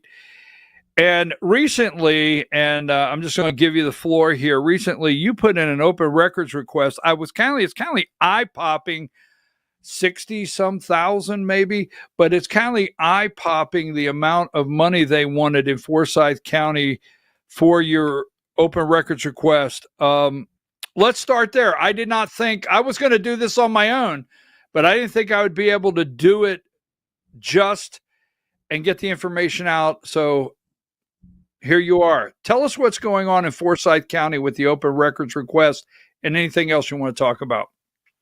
Okay, so basically the long and the short of it is that they had passed a couple of very controversial ordinances in Forsyth County that pertain to me because I'm a landowner in Forsyth County. One of them is where they can take away your grandfathered status of your property through county code enforcement. And the other one is a moratorium on building, which is fine. It's not really the issue. So we started digging into this, and it all starts with the fact that in 2019, as a matter of fact, November 29th of 2019, the Forsyth County legally took on 5 commercial properties the right-of-ways and the easements for 5 of my commercial properties. And as of today, the November 19th of 2025, I have yet to receive an offer, a settlement, or anything substance from the county in order to compensate my family for these easements that they took. They basically took my property from me, and I've yet to be paid for it. And so we started digging a little bit deeper. And so we started looking into why are they doing this? What is the process and what's going on? And as the more we got involved in this, kind of the more nefarious we found in some of the practices that they're doing. So we started so I'm heavily involved in an open records company. So we did what we call the 15-day challenge. And so we started with very basic IT questions to the county, leading up all the way to the retention of data.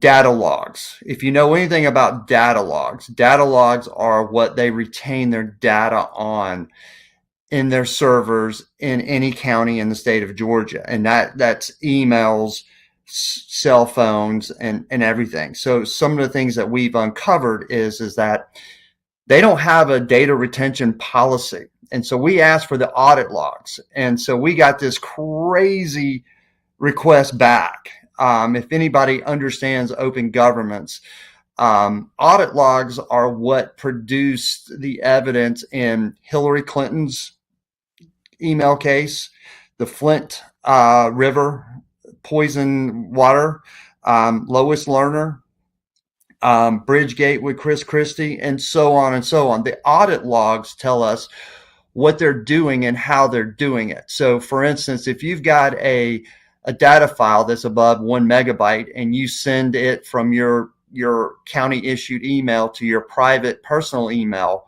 in order to push it out to other people, that's an audit log. And that shows that you sent a data file to your personal email. And if it has to do with zoning or anything to do with county business, what that does do then is, by statute and law, that makes that your personal email is now subject to open records. And so Forsyth County has done everything in their power to try to not provide us with the audit logs, because what they're doing is, in Forsyth County, I call them their little mean girl online social club that they have in their Facebook pages. And they've formed this kind of group. Hank Sullivan calls it the club, whatever. But they're sending out these zoning packets to these people, and this, there's about a dozen of them. They're all weighing in and sending it back with their, and so you're actually got this small group of people in Forsyth County who are basically dictating the zonings and everything.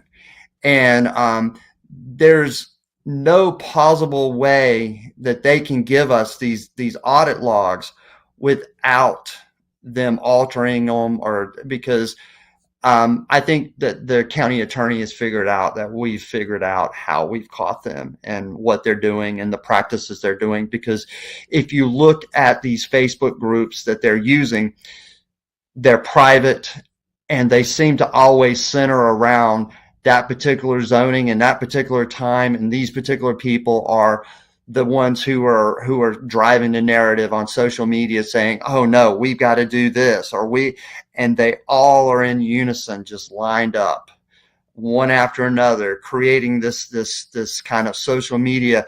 Oh, well, this is great for the county, no matter how bad the county is, the policy is, and how it affects them. So you basically got this small group of individuals who are running the county.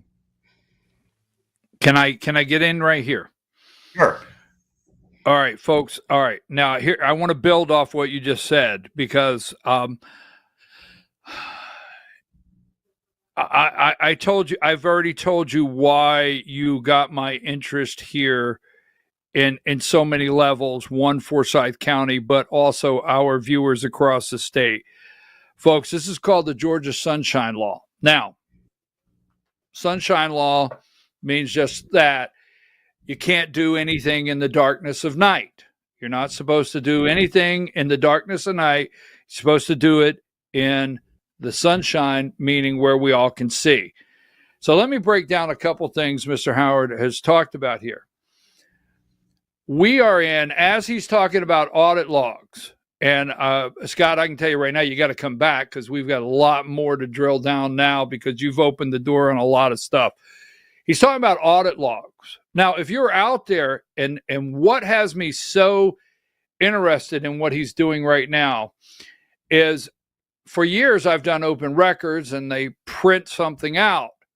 But now we're in the data world where AI, and we have all these social media groups, and these counties build signal groups, and the counties build these little signal groups. They build private Facebook groups, and they discuss things under the cover of these different networks that actually have decisions that can be made, and you don't get to see them. So what Mr. Howard's doing here with this open records, and he is opening the door on the next level of what they hide. Now, according to this, and I won't quote it right now, But according to this, electronic information has to be retained, and everything electronic and on the internet is open records. I personally have a situation where I was told years ago on a school board that used Google that Google dumped the emails every 5 days and they weren't available. And I said, no, they weren't. And I actually won that case with an attorney and I got the emails. So data logs right now, I want you to break down, because I really want to go further into this. What struggle you're at now with them. Are they running around bouncing off the wall? Because Scott, I'm going to tell you, I don't know if you know this, but what you're doing is going to set precedents around the state and may show up under the gold dome of a lot of lawmakers in this next session saying, whoa, there could be a problem. So go in a little further in what you got going on there a little more. Now, I know, just a quick question, you had access to these properties. These properties actually had an access point, and they removed the access point. Is that what you're saying actually happened? No, so they took the state road and turned it from a 2-lane to a 4-lane. So I lost property. So let's back up here a second. So let's just make sure your viewers understand. If you go to my Substack, I'll repost it. But I have created the template for substance change to open record laws that addresses all of the things that we're uncovering. So if you remember, a couple of weeks ago at the state election board, my partner, Brant Meadows, yes, in the state election board, 4,100 open records violations with the Secretary of State. So it's interesting you were talking about Google. So Forsyth County says in an email that they claim the black box rule, that Microsoft is keeping these logs for them. So what the county has done is they legally have the obligation and statutory legal obligation to maintain these logs and these emails. So they've farmed it out to a second vendor. And then they say, well, we don't have access to it. And because we're only a level 3 vendor with them, you have to be a level 5 vendor. It's going to cost us X amount of money to go get what you're asking. And that's not what the law says. The law says those are our records that they are holding, that they have to give us, and charging us for something is unacceptable. Now, as far as, so what I asked the county to do. Wait just a minute. Records have to be placed, no matter digital or whatever, records have to be placed readily available to the citizens and not at a cost, because it says it here, that frustrates the citizens from wanting their records. Sorry to interrupt you. Yes, absolutely. Absolutely. So in Georgia, the statute is very clear. So there's an archive that the state has, and every county after 24 months sends the records, monthly as they come out of date to Georgia Archives. And Georgia Archives is then legally to retain those for the statutory period of time. But the county is required to keep 22 months on hand at all times. So basically, what we're trying to do and what we're trying to teach people is how to break down these open records in little bits to where they because there's a lot of ways that the county or the state can put a roadblock on you. Okay. The scope of the request is too big. You didn't narrow the time frame. You captured too many, search queries. You've asked for too many people. And so one of the things that we have mastered is narrowing it down to a small search and then breaking it down to where over a course of, anywhere from a week to 30 days, to where we can capture the picture in a whole legally, but with minimum cost. So because Forsyth County has been playing these games with me, and basically they're coming back and saying, well, we can't do this, or we can't do that, or we don't have this capability. So what I've started to do is I've started to do daily open records requests for them. And so what I started last week is I asked for every commissioner's cell phone text messages and phone logs from the previous day. And they get that request. It's on autopilot every morning at 8:01. Their portal gets it and everything. We've already caught them. One of the commissioners, we actually have some text messages that she did on November 10th that she did not disclose to the county attorney or whoever their ID department on, and we've called them out for that. And we've actually sent that to as a violation to the Georgia Attorney General. So we're creating a system to where we're catching them in real time for not complying. Well, Scott, you're right. See, folks, all of your local government, your county and cities or whatever, they can archive. They can archive in the laws. They can take the documents. They can scan them, whatever, digital. They can archive documents. They definitely can, because they only got so much room, or they have to make room in their system. They can archive. But when they archive does not mean that they get the right to put them somewhere where they cannot be retrieved. I have done GBI. I've done a lot of GBI. Open records, Scott.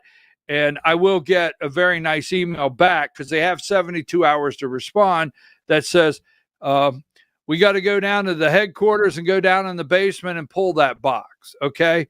Right. And that's understandable. That's understandable. And that happens. And you got to remember, folks, they don't have to charge you. Don't think they have to charge you. Every county, every city, the Board of Education, the state says they could decide just to give you information. There's not a requirement to charge you. And when they charge you, they're only supposed to charge you if it takes away from someone in the office doing the job that they're paid to do for the taxpayers. Meaning, so someone sits up front or works in an area, and the taxpayers are paying them to do that job, but you want an open records request, and they've got to go 3 hours. They could say, you know what? We took that person 3 hours off their job, so we're going to charge you 3 hours at their $22 an hour. That they can do. It's all negotiable, and it's all open for discretion. Am I correct, Scott? Oh, you're correct. And I'll give you a prime example. So last December, we opened records, Fannie Willis's office, for every employee in her office travel records. And about every 3 months, we get an email from their open records manager asking for more time. We actually filed a lawsuit against Fannie Willis for those records in Fulton County, and we're in the process of negotiating that for them to give up those records. And Brant is actually we're in negotiations right now with the Secretary of State over. We have not received an open records request back from the Secretary of State in 22 months. They have not fulfilled one single request in 22 months. Now you've shifted gears. Sorry. I mean, we're equal opportunists. I mean, Forsyth County is a target, but I just don't want people to think that we're targeting just one county. We actually have an MOU right now with Cobb County in their election board for their deficiencies. I mean, we're doing these things all throughout the state.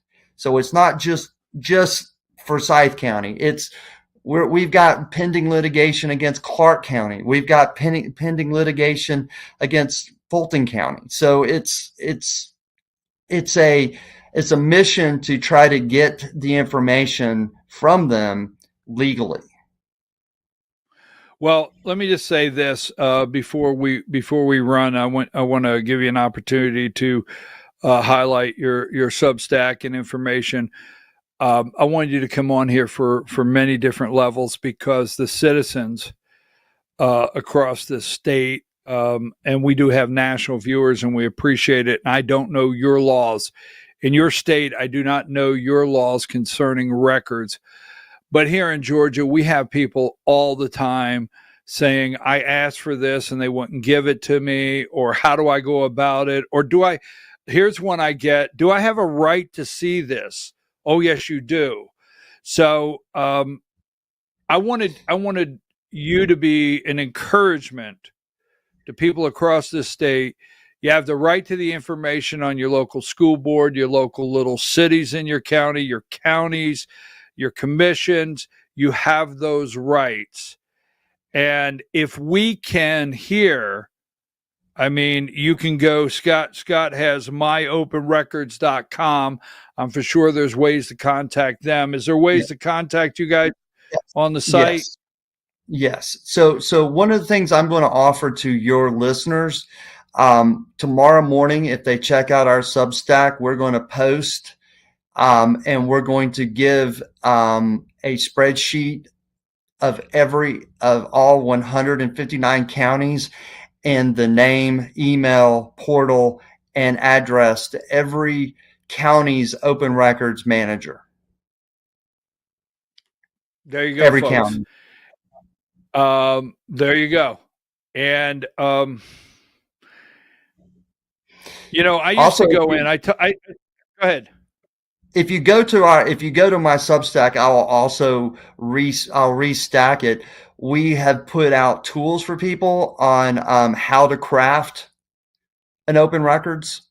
We'll restack that for people. So if you need tools on how the verbiage and how to write an open records request, we'll put that back out for your viewers as well to kind of help them, guide them through how to do it, because anybody can do it, as long as you do it in the legal way, in a way that protects you from having to incur, heavy charges. 2010, I used to go to the podium. I used to go to the county podium at every meeting at 2010, and the county attorney, we had a love-hate relationship. We actually really got along. So 2010, I would go to the podium and I would take my legal pad and I would say, Mr. Chairman and Commissioners, please consider this an open records request, as this is a legal meeting.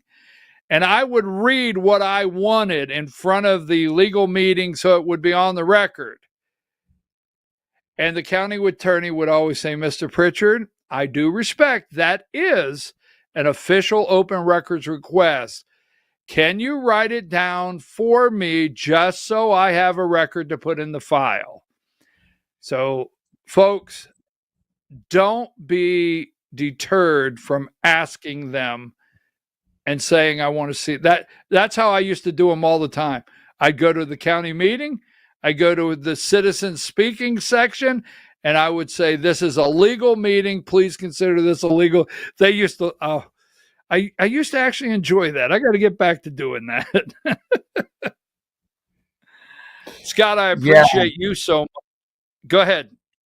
Well, we encourage everybody to hold their elected officials accountable. That's the key thing that we want to make sure that everybody understands, regardless if you are a Democrat or a Republican. It's they work for you. You're a citizen. You're paying their salary. You're a taxpayer. You're a citizen of the state of Georgia. They have to comply with the law. Right. Scott, tell us, I'm pushing up at 11. I've got to make a little closing statement. Tell us one more time. Give us your Substack, how people can find it. Yeah, it's easy. It's just Scott Howard at Substack. I've got a goofy little picture of me. But yeah, and I encourage you. I write about a wide spectrum of topics. I write about my love of classic cars. Characters of Georgia. I'm going to do probably Milton Crabapple soon. Growing up in the Alpharetta area, teaching people to remember the things that made Georgia great. I'm a diehard Bulldog fan, so Larry Munson is holds dear and near to my heart, and living in Athens for the last 25 years, Scott Howard, now the voice of the Georgia Bulldogs, we've been getting confused for the last 25 years. I think I have. His dentist has verified every appointment through me for the last 20 years. So it's fun stuff.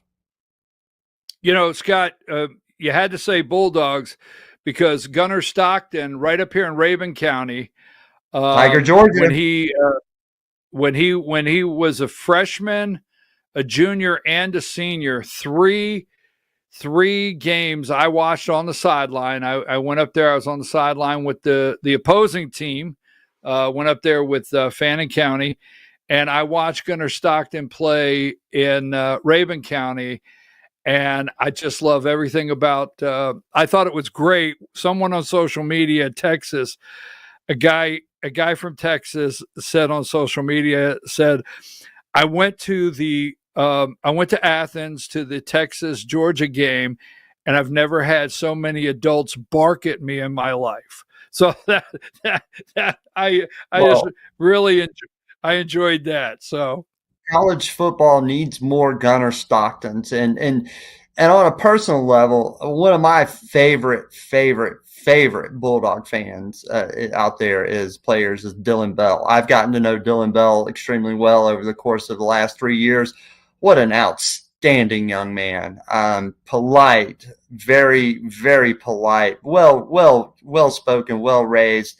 His parents did a fantastic job raising that young man, and it's exciting to see these young men as men and football players. And Gunnar Stockton, I would take Gunnar Stockton over the Manning kid from Texas 100 times out of 100 times. You know what? You could just see he loves to put the helmet on.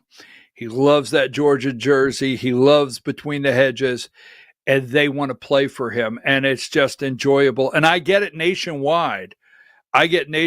People say to me, wow, just the way he plays the game and so forth. Don't get me stuck on that. I've got to run. But I do want to say this on a side note. People out there know I love not argument. I love political debate. They know that if I bump into somebody and I have political debate, that's immediately gravitating to a friend. And I don't mean someone that agrees with me, political debate. Scott is great. We have political debate, right? We play point, counterpoint. Think about this. We throw out, think about this for a minute. Wait a minute, So I have to say that's what I really enjoy about this guy here throughout the time that I've known him is the great political debate. And I get one shameless plug in. What do you got? Can I get one shame just where your listeners understand? So my novel, A Murder of One, is set to be published on April 23rd of next year. It will be on every major outlet, online outlet, from Amazon to Barnes and Noble. So I'm really excited that my first novel is being released in April. I already planned to have you back, and my opening line was going to be, Scott, I hear you have a book coming out. So that wasn't a shameless plug. I have that planned later because it's quite interesting, folks. Scott, I've got to run. I appreciate it. Thank you. Our topic has been open records. Go to myopenrecords.com, contact them. And then also, if you want to learn more about open records and have a way to communicate, Scott Howard Substack. Scott, I'll see you later. Appreciate it. Thank you, Brian. We appreciate it. All right, folks, we're gonna take off for now. I've been reading the open records, and I think you know me. It's very transparency, what you have the right to know, and where he really got me interested is digital. What's going on digital, and we will continue this work because cell phones, emails, signal groups, private signal groups. Remember, it's the sunshine law. They're not supposed to do business in the dark of night. I'll see you tomorrow morning, 8 a.m.